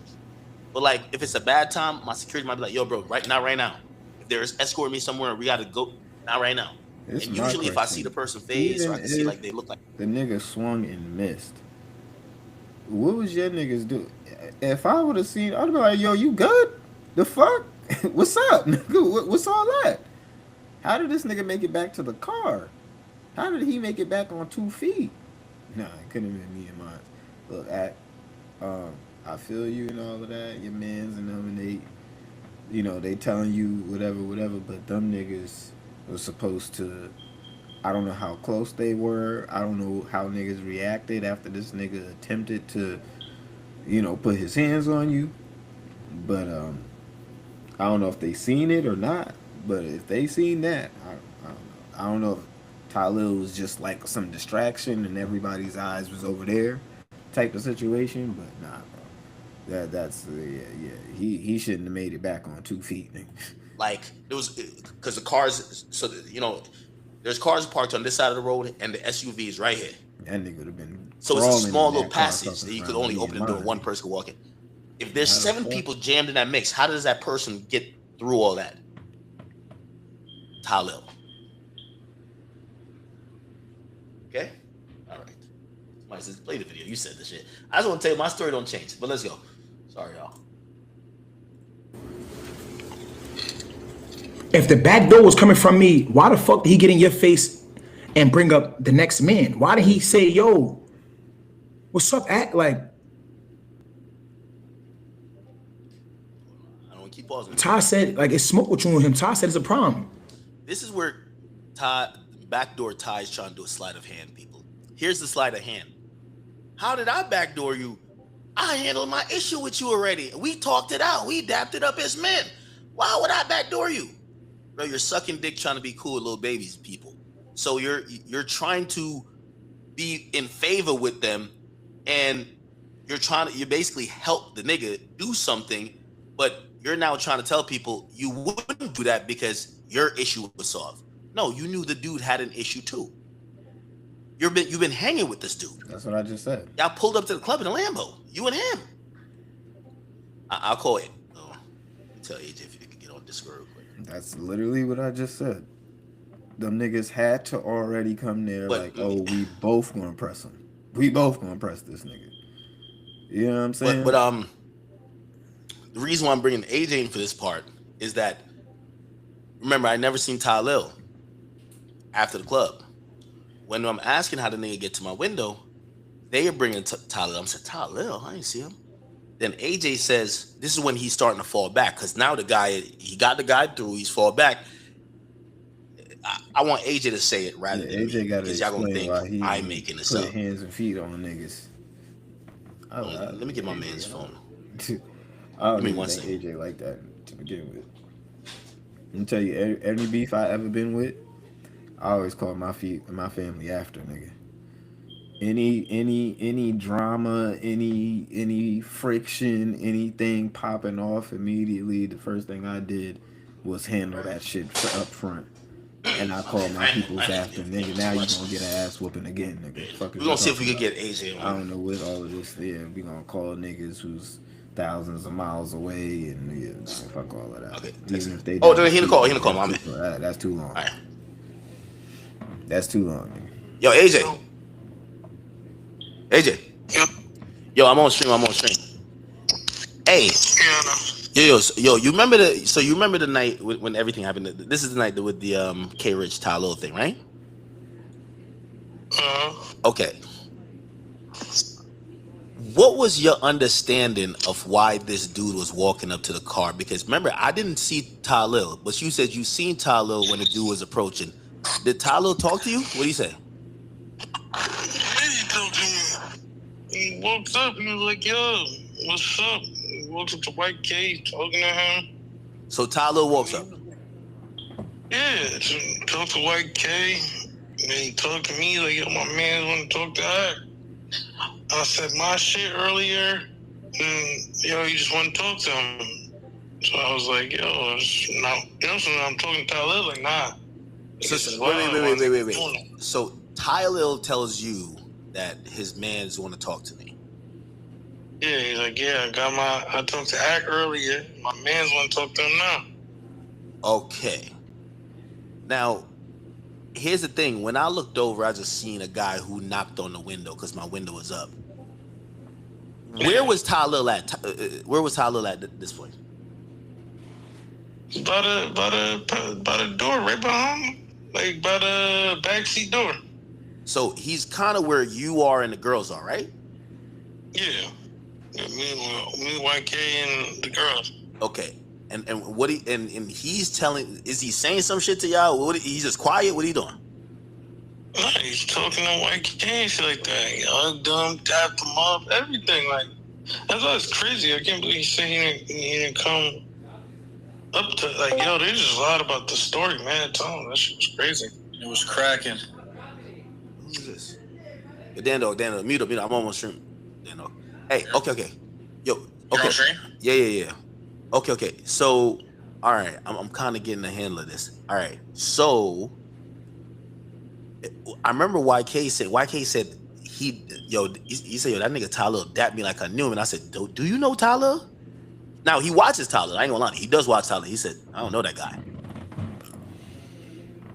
Do you think it's odd that he would have dapped up YK like, oh shit, what up, my nigga? Yeah, that was crazy, nigga. And I don't know why you saying niggas. Nigga, I called him too. He didn't have me back. And I texted him. You called Ty Lil? The situation. So you called him after the situation too? Yeah, I called him also. And I texted him. He called you back? No. Didn't call me back, didn't text me back, nothing. He ain't never called me back either. Okay, all right. I'm kind of going over this story. I'm being a little bit, but sometimes I want niggas to know. I don't care if I look good. I want niggas to know the truth. Okay, all right. Yo, stay in the call, but let me because I might need you for some other shit. But I'm gonna keep playing what he's saying. And y'all had a standoff, and then he's swinging you about that. Whatever you had going on, that shit had nothing to do with me. Oh God. On God in heaven. That shit had nothing to do with me. Now, this is a sleight of hand, people. The sleight of hand is this. He's right. What me and that guy was talking about has nothing to do with Tylil. The back door, the idea of a back door is you're bringing somebody in through the door that people usually don't go through. You don't bring them through the front door, you bring them through the back door. That's why the term exists. It's not that the beef or whatever I had with this guy was about Tylil. Is that Tylil realized that if this guy had static with us, he wouldn't get close to us. Not in the sense of how he's doing it. Yo, what's up with this? What's up with that? Would have been like, yo, bro, get over there, nigga. Like, all right, yo, fuck out of here. He presents the I'm cool. Remember me and actress talk. That's the back door. Now he's acting dumb. Nah, I ain't know. Bro, why you saying what he got going on, what you got to do with me? I never said that. I said that you fronted the whole situation that he could get close. That's the whole thing. Like, that's the back door. Like the back door is somebody's like, yo, I'm gonna make them like I'm gonna make sure they go to a spot that somebody else could come through and shoot the shit up. Like, that's back door, my nigga. Like, you know what I mean? I don't know. He's a New York nigga, but he acting dumb. Dimick said he seen me on stage with Zeddy dancing and shit like that, and he was trying to get my attention. Word to my mother, I didn't even see him in the club. I believe that's true. I don't think he's seen me. Without adding context is that I seen some New York niggas. This is some New York shit. Now you're in the club. Now you're in the, all of that shit, right? So I seen them and like, because I'm thinking, all right, well, I just talked to what's it called, and it looked like we all happened to be at the same club. You know, one of those when like y'all lock eyes, yo, what up? But it wasn't to him. I know it wasn't to him. It was like people that, but like, not that the energy was felt like that's act, but it wasn't like, oh, that's act. It was kind of like right there. So I peeped that. I'll be honest. I didn't even see academics in the club. So oh God, I didn't. I believe that. What happened with him had nothing to do with me. Academics know he sit at his desktop and speak on certain shit and say shit about certain people that if a nigga see him in person, something might happen. That don't got nothing to do with me. With a nigga like this, if his mom order Uber, and I realize it's Tylil's mom, and I tell some niggas, oh, you got beef with Tylil? I'm driving her mom. I'm gonna pull up to the gas station, hop out, do what you got to do.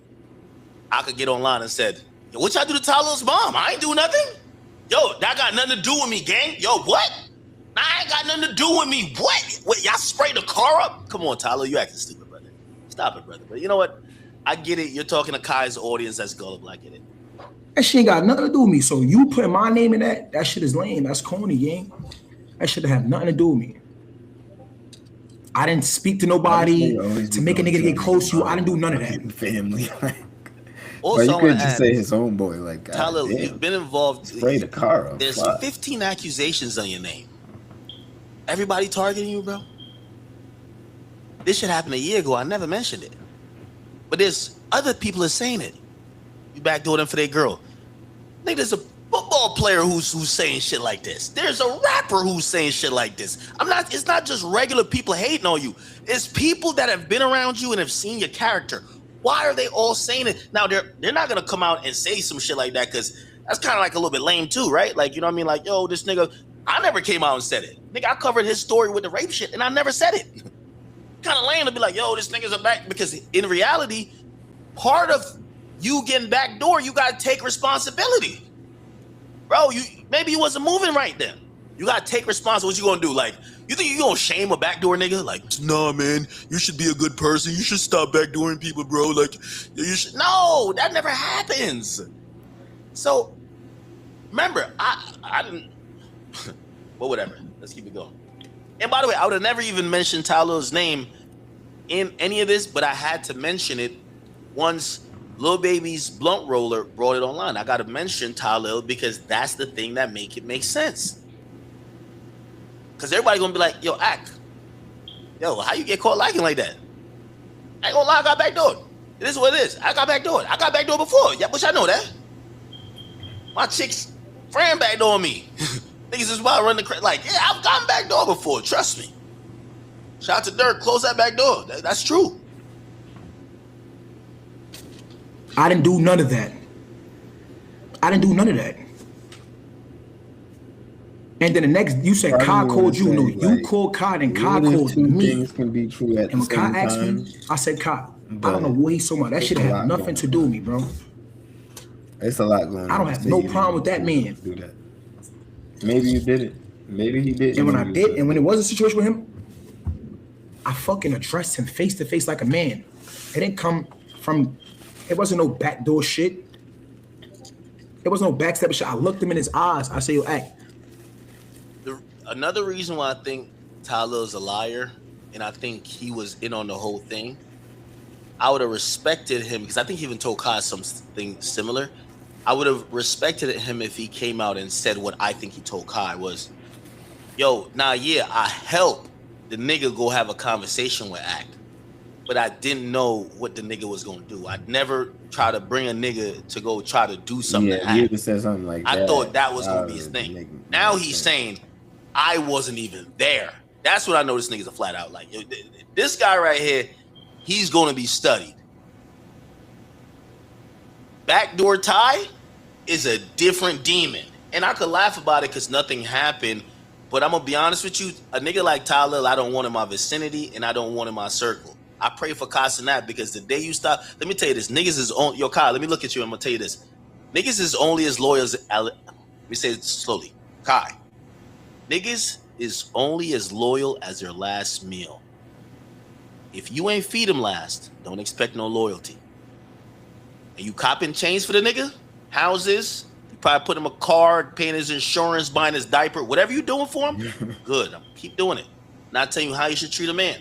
Yeah, that's a fact. But the moment you stop doing it, or the moment somebody else come in the picture that's gonna take the spot he thinks he occupies in your mental space, you're getting backdoor too, 100%. And this is gonna be all over TikTok when it do happen. They'll be like, I did tell him, because all my shit be on TikTok. You know why? I just be predicting the future. This shit doesn't be happening. Like, yo, a nigga like this,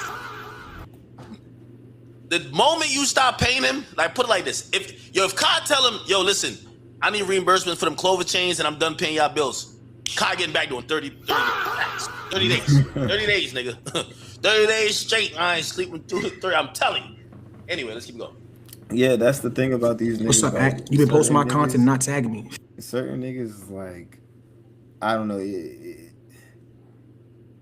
They be niggas who are very charismatic and they have a way with that, which he is. He's very charismatic. He's a very look over here, you don't see what's going over here type of nigga. But niggas like that, yeah, this is why I keep my circle so tight and so small, because it's, you never know who's really moving like that, even when it's overt.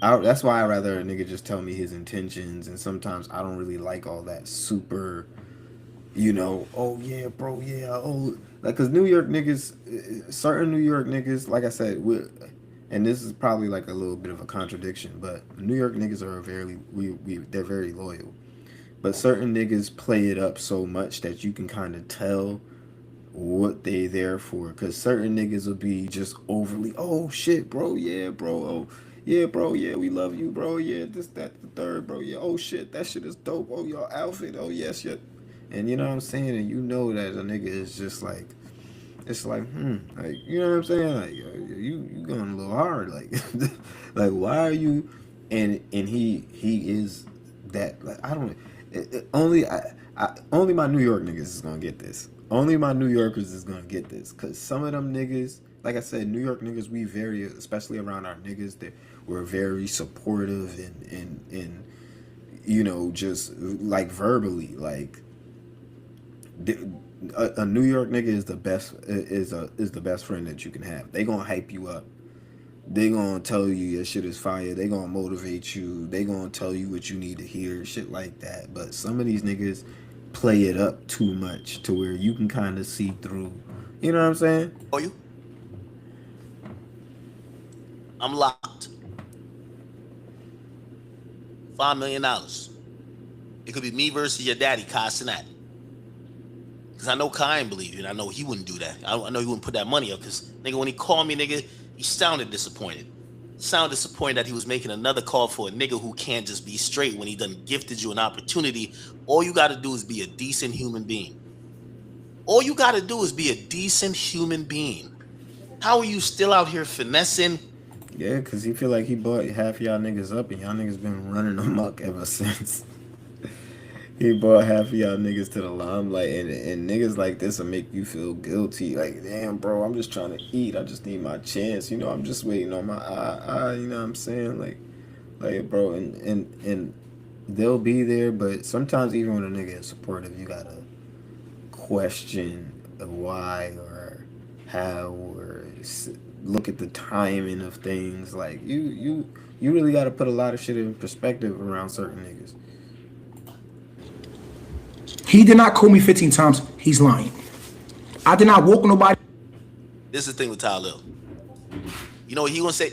He ain't called me 15 times. He called me 14. Why act like that? He called me 14. Yo, bro, don't say you called me 15 times and it was 14, gang. Matter of fact, you called me 16. You never called me 15, bro. Don't say a number that wasn't a number. Oh my, yo, let me get sturdy real quick. Now we get, yeah, that's him. Let's put $5 million that I repeatedly call you that night. I was blowing up your phone and you never answered. Won't do it. To his car to get past all the niggas he was with. He's lying. Fresh number. Did you give a nigga a wrong number? He's lying. And do you know that this happened? Did the text say delivered? In August? That's nothing. I think he's on pills. I showed you the dates. It happened March. Look, Brand Risk 5. Let's go back to it. Brand Risk 5 boxing event. It took place March 15th. Everything with me have lined up. I haven't said, oh shit, my bad, I did forget that. Let me correct it now. Everything I'm saying lined up. Happened over a year, or not over a year, but almost a year ago. Okay? We're almost in February. So 11 months ago. Right? Or 10 and a half. This happened in August. This happened all the way in August. Y'all keep saying call him. I'm not calling anybody. This happened so long ago. He ain't even really addressed this shit. Like I said, he ain't even really addressed this shit enough. Or my shit was mad long ago.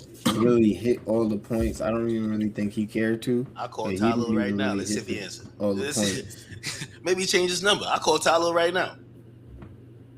Even though I really don't have no conversation with him, but I'm gonna be honest with you, like, I'm not gonna get off of it. Like, the K Rich nigga, he's the one who swung, yeah, he missed whatever. But like, I'm like, he tried to do something physical, like, and probably, yeah, I probably shouldn't call him, because really, I should take it out on both of them, straight up, right? But I just look at Tyler as a streamer. I don't think, well, maybe I'm being green. Like, I don't think Tyler was. Yeah, he definitely backdoored me, but was he backdooring me on some crazy? I don't know. I could try to call him right now. Nigga ain't answer my call since then, bro. Yo, I wish in like your like iPhone contacts, it could be like, oh, these are the last couple calls. Do they have that? Or do I gotta go to my phone company? I probably gotta go to my phone company, right? And another thing is like, bro,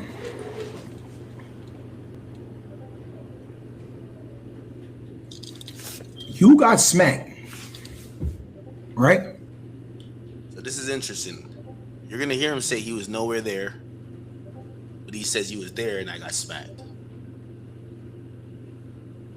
That's what I was just saying. I'm like, nigga, how did you see everything that Whose story wasn't keeps changing? There? How you there, Also, not there? I got $5 million. Everything that happened. That shit is like, but here's the thing. I think Baby will lie. When I talked to Baby in the morning, Baby said, "Yo, did anything happen to you?" I said, "Yo, he swung on me. He ain't hit me though." I literally said, and I feel like, bro, I ain't gonna lie. That's why I can't fuck with these street niggas. I really think they pussy. Because like, I would think a real nigga would just keep it a bean about everything. Like any niggas who claim they in the street, nigga, I'm supposed to be the greenest, most bitch made nigga in this, and I'm down to tell the truth even if it don't make me look good. I really feel Baby would get online and be like, yeah, you got smacked pussy. You know why? Because now I'm dissing him. So I think he might. But like, if Baby, I could call, but see, I ain't gonna bring nobody into it. Nigga, I told Savage what happened like 2 days after or whatever. No, actually maybe the next day because I was calling around Savage, my nigga. Say, yo, this nigga be around Baby? So he's like, what happened? Like, yo, nigga swung on me. He's like, what, you got hit or something? I said, nah, I ain't get hit. I ain't tell everybody. Savage knew. Who else knew? Oh, hey. I was gonna hit Rod Wave about it, but he ain't answer in the heat of the moment, so I didn't really want to bring Rod Wave back into it. And then I talked to Baby. So I talked to Baby. He knew about it. Savage knew about it. And if any of them heard the story and heard me say to them, "Oh, the nigga slapped me," I give him $5 million too. But it never happened. So I didn't get hit. I was just like, bro, who would swing on me? Like I'm not no nigga you think is free reign on. What you think I'm Youngberg back in the day? So, but whatever. Like it's a better story now if they're like Act got slapped, right? Here's the thing, and this is why I'm glad I'm now on no tough guy shit. Okay, let's say I got slapped, DDT'd, punched, whatever. I don't give a fuck. Like that's not gonna bruise my ego. Number one, I'm gonna talk more shit. And okay, let's still continue the conversation, right? When that smack occurred, you know how far away from I was. They're trying to trigger me with this thing that I got smacked, right? Didn't happen. They're trying to trigger me with it. Wait. Is that AJ talking? Yo, see that as a mute him, nigga, please. I'm like, yeah, this nigga definitely in there. This nigga about to try to get it. Didn't I say that? I'm like, yo, yeah, AJ, you here? Like to crash out. Yeah, I'm in. Nigga, the only thing I don't get, bro, is how the street niggas is doing this shit, bro. I guess y'all would have won the bet if y'all niggas would have bet me. I get why though. I get why though. The streets been getting his ass kicked by the internet. Well, the same shit they complain about you for, they mad at you for, nigga, they doing. So like, nigga, what's the difference? Nigga, y'all do the same shit. I agree. Everybody's doing that shit. I agree. Listen, the shit happened. Remember, I'm pussy. I'm the nigga who's remember people say the only reason why shit don't happen to Aki is going to the police. All right, let's do the math. You see, this is how you like decode and like deconstruct. So which is it? Is it Ak got slapped? Remember they said they got a picture of you by the police vehicle, right? So Ak got slapped and he didn't go to the police? That don't fit y'all narrative. Y'all claim if something happened to Ak, he go to the police. That's also what I said, nigga. Why didn't he go to the police? Is it that I didn't get slapped? That's why I didn't go to the police? That don't sound good. It sounds good that I got slapped, but now you got to deal with, well, the idea of why I never got slapped was because I was going to the police, but the police was across the street. Why didn't I go to them then? How come this was not a thing where I'm pressing charges? So which is it? Did I get slapped? And I'm the realest nigga for, okay, I never brought it online. I'm handling it in the streets like y'all claim y'all would do. When y'all get y'all chain snatched, y'all man get shot, niggas killed, whoever for y'all claim y'all keeping it in the streets. I didn't bring it online, so I'm a real nigga then. Or maybe I didn't get slapped, so what would I tell the cops? Nothing. But that don't sound good, right? I don't know. Yo, let me listen. I'm gonna listen to the rest of this Tyler shit real quick. Yeah. I was so far away from that situation.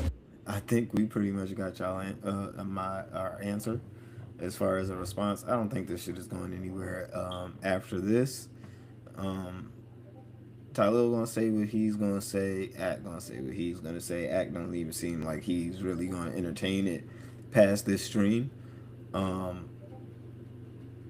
And yeah, I mean, Tyler gonna move on with his life. These two don't really cross paths. They've never crossed paths before last year. I don't think they're gonna cross paths too many times again. And if they do, who knows? You know. But even still, I don't expect any more. I don't expect any more content out of this. But yeah, clearly, like Ax said, I don't. I'm just gonna say definitively. I think I've said it the entire stream, but I don't believe this happened. even I mean, Ak is saying all the shit that I've already said before he even started the stream. You know what I'm saying? Like, if he got slapped, why wouldn't a nigga go to the police? If all of this shit happened, why didn't he do all the shit that we expect him to do? You know what I'm saying? It's just like, nah, I don't.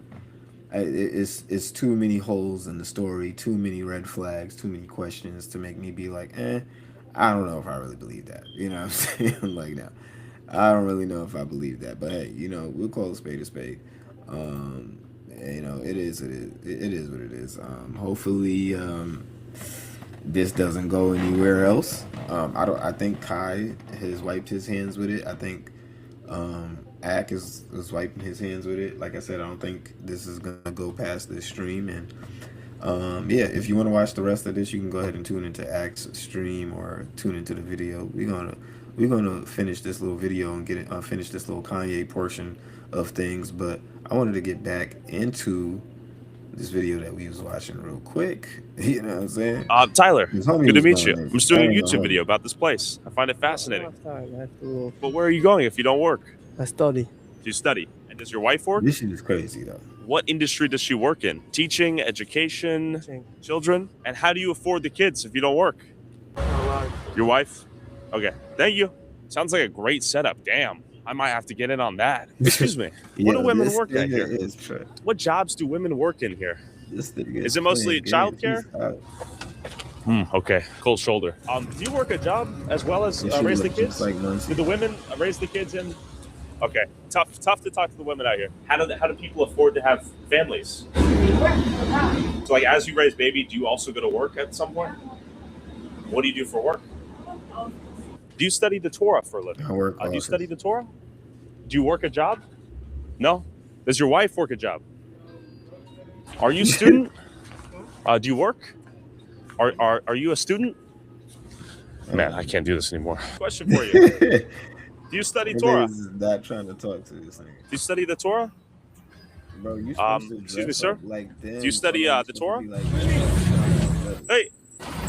I could have told this nigga how to do this whole video. He would have got way more answers. You feel me? You supposed to pull up, be like, yo, I'm trying to learn. I'm trying to study.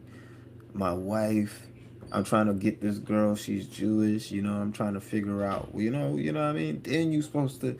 You just going in with the question. You just here. This you can't. You feel me? You gotta ease your way in there, man. You can't just be going in just. Hey, do you work? Do you got a job? These niggas is like, what the fuck? I ain't gonna hold you. I fake feel them. I fake feel these niggas. You bugging. You know what I'm saying? You gotta smooth your way in there. You know what I'm saying? You gotta know how to. I mean, I know how to talk to these niggas. I know how to get what I need. You feel me? I'm just saying, pause. But you know what I'm saying? But you gotta relax. You coming on too strong. You speak on his behalf? How do you know that? Get on out of here. He said he doesn't want to give an interview. How would he know? Do they communicate telepathically via hive mind? Hi. Tyler, yes. How are you, my friend? How are you doing? Yes. Wow. How are you? You want to say hi? Independent journalist. Yes. Lucy, you want to say hi? No. Okay, how are you doing? Hey, shit, this office. Do you want to tell me a little bit about this place? Sure, we grew up here. Okay. It's a very nice place. Yeah, and it's mostly Hasidic Jews? Yes, okay. It's only Hasidic Jews. And it's one of the most biggest growing towns, right? It's the biggest. Big families. Big families, right? How do people afford to have such big families? Bro, I'd have been like, bro, can I get my arm back, my nigga? I'm not saying anything. What do you mean? How do they have such big families? We believe in God, that God created that. Okay. Hey, thanks for saying hi, my friend. I don't know who you are. My name's Tyler Oliveira. I don't talk to a suspicious person. How am I suspicious? I don't know who you are. Damn, ouch, that hurt my feelings. Do you study Torah? Or do you work a job or own business? Works a job. Well, that's not true. What's up? They have Torah and they work. That's not true. That's a lie. That's not true. Suspicious person. That's not true. I've talked to people. They said some of them just study the Torah. They told me themselves. Well, some. So who's the liar? Well, I understand that. That's what I'm trying to figure out. I don't know who you are. I'm just asking questions. How many children do you have? You work for Hamas? I'm a journalist. I'm just exploring. YouTube vlogger. I don't work for Hamas. He said, do you work for Hamas? What? Okay, so this is the most beautiful $10 million synagogue right here. It is quite Shit. nice. Let's see if anyone wants to talk. $10 million. Hello. Are most people here rabbis? Rabbis? Rabbis? Are you guys rabbis? No. Okay. Do most of them work as? Yes. Hello. I'm asking men what they do for a living out here. Are most people here? What number? Oh, just my name, Tyler. I'm just asking Hasidic Jews out here because I know. No. What do you mean? I gotta answer you because What do most men do here for work? Is it they study the Torah? no, most people are working in Amazon like this. CNN? No, I just have a YouTube channel. The mere presence of a goyim was tight. sufficient to raise suspicion. Question for you: what do most men do for work here? Are they rabbis? This is working. What do they do? Because I'm trying to talk to people, just figure out what the main industry is. A lot of. Can you give me some ideas? Oh, go outside. Okay, thank you. I'm trying to talk to folks like you, how you make your money and afford to raise your families. Rolls. What? 54 rolls. But then I finally met this guy who gave me some wisdom. Help me out. Everything people do. What do you do for a living? Billboards. How long does the prayer last? And when do people go to work? People go from 9 o'clock in the morning, from 6 o'clock in the morning They work. until the night. They do How do work. they pay their bills? How they pay the bills? By working. When do they work if they're praying all day? Orthodox. They're not praying all day. So you have a lot of people coming in the morning and going into work, then coming back to pray. You have a lot of people coming in the morning to pray. They have people just waking up late. I see. From Okay. having a different big schedules. community. So you own a billboard company? Yes, How do people afford to have like 10 kids out here? the community is based on this. So Okay, so is it wealthy members of the community give charity? yes, mostly. That's the way. Are most people on Medicaid, SNAP, EBT? Let's be honest. I don't know. I can't speak for other people. What about you?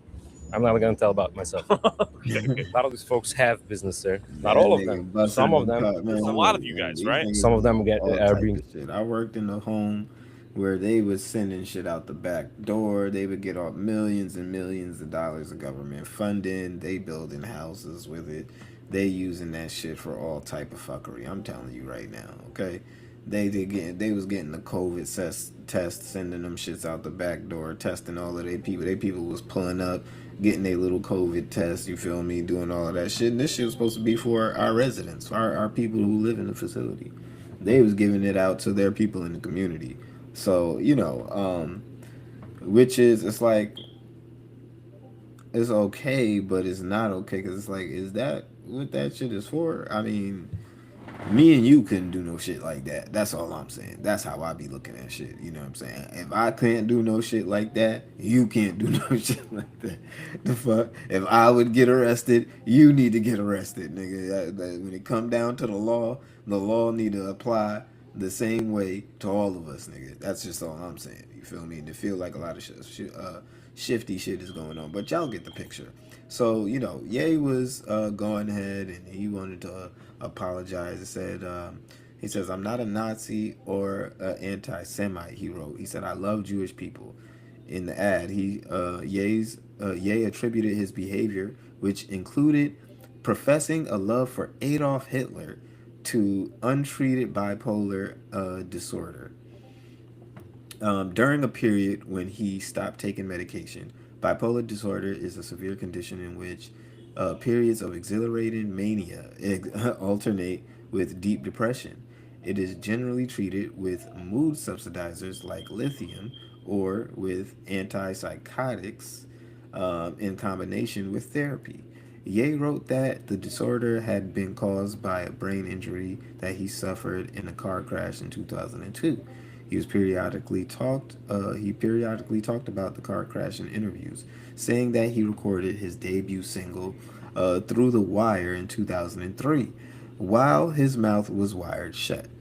Bipolar disorder is believed to be caused by a combination of factors, including genetic vulnerability, stressful life events, and substance use.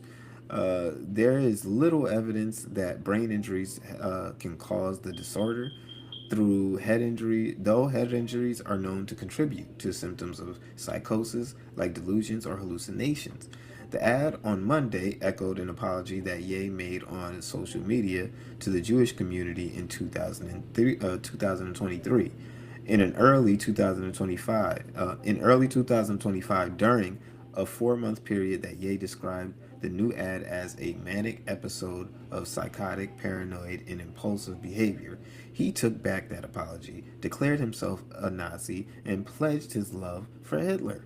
In the following months, he ramped up his anti Semitic behavior, selling t shirts adorned with swastikas and releasing a song that glorified Hitler.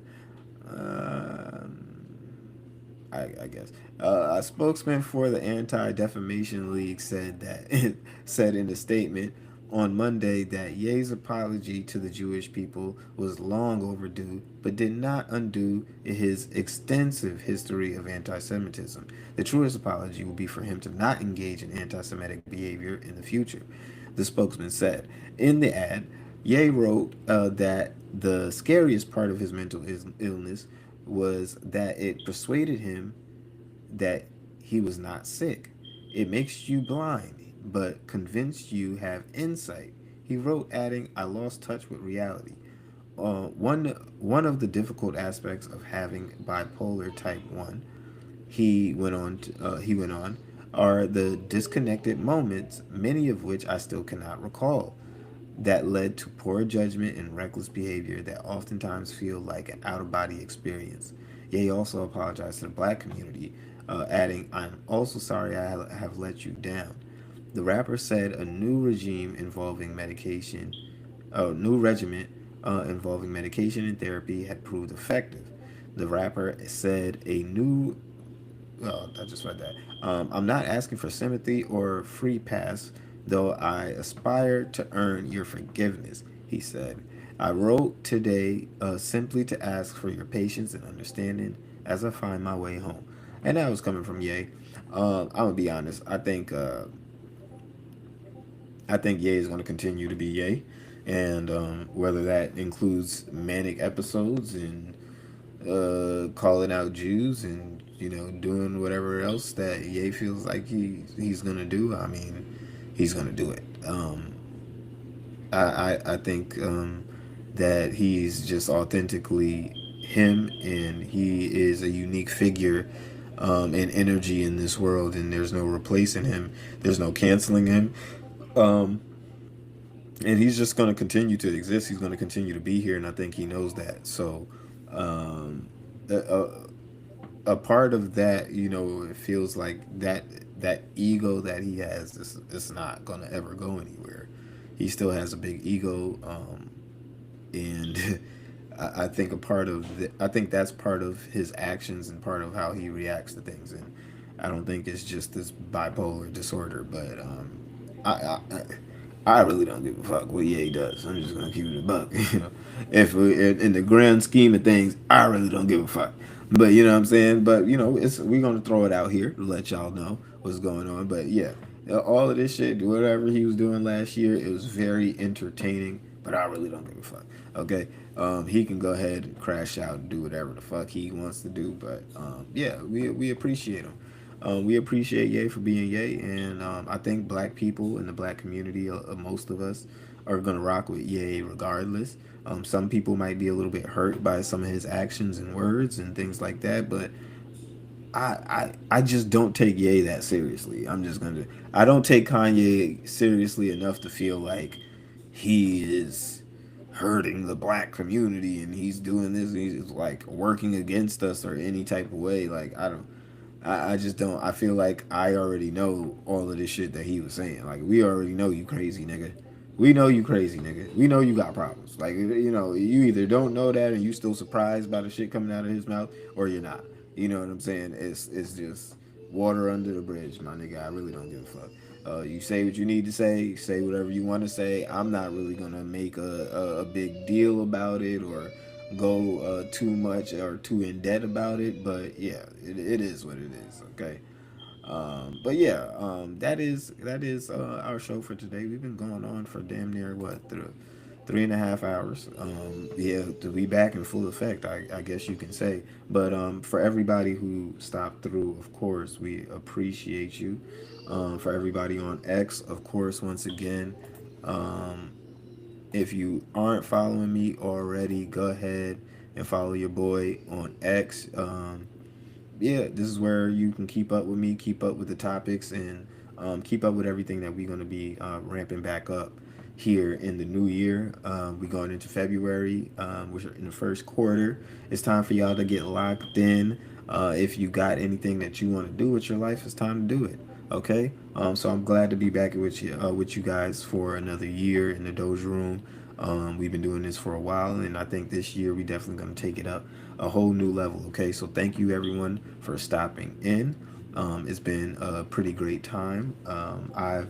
I've loved serving you niggas over the years, and just coming in here, serving news, serving topics, serving perspective, thoughts, and yeah, just being a real one that niggas can come to and hear and listen. So we're gonna continue to do that. The Doja Room is here, it's open, and we back in full effect. Okay, go ahead and follow your boy on X, as I said. Follow me on Rumble. Follow me on what's the shit called? Twitch. Yeah, follow the Doja Room on all platforms that you can keep up with us no matter what we on. And I appreciate you guys for stopping in tonight. We're gonna go ahead and end this stream. So yeah, if you guys do want to get in contact with me and say anything about the next stream coming on, or if you want to get on the stream, of course, I always say the door is open. You guys can come in and have the conversation with me as well. Shout out to all my homies. Shout out to my boy K Mills for giving me a little kick in the ass, telling me to get the fuck back online and get to it. So shout out to the homies, man.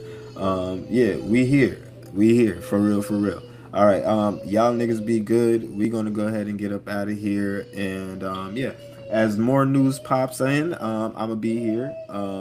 Shout out to my baby, my son. Like I said, we took some time off. I don't regret it. But yeah, we back at it. All right, y'all niggas be easy. This is the Doja Room. I'm your boy, Dope Boy Diesel, and of course. Yeah. Hey, this that special sauce. Spill that drip, I wipe it off. $1 million worth of game. Can't feel that I work too hard. Poetry on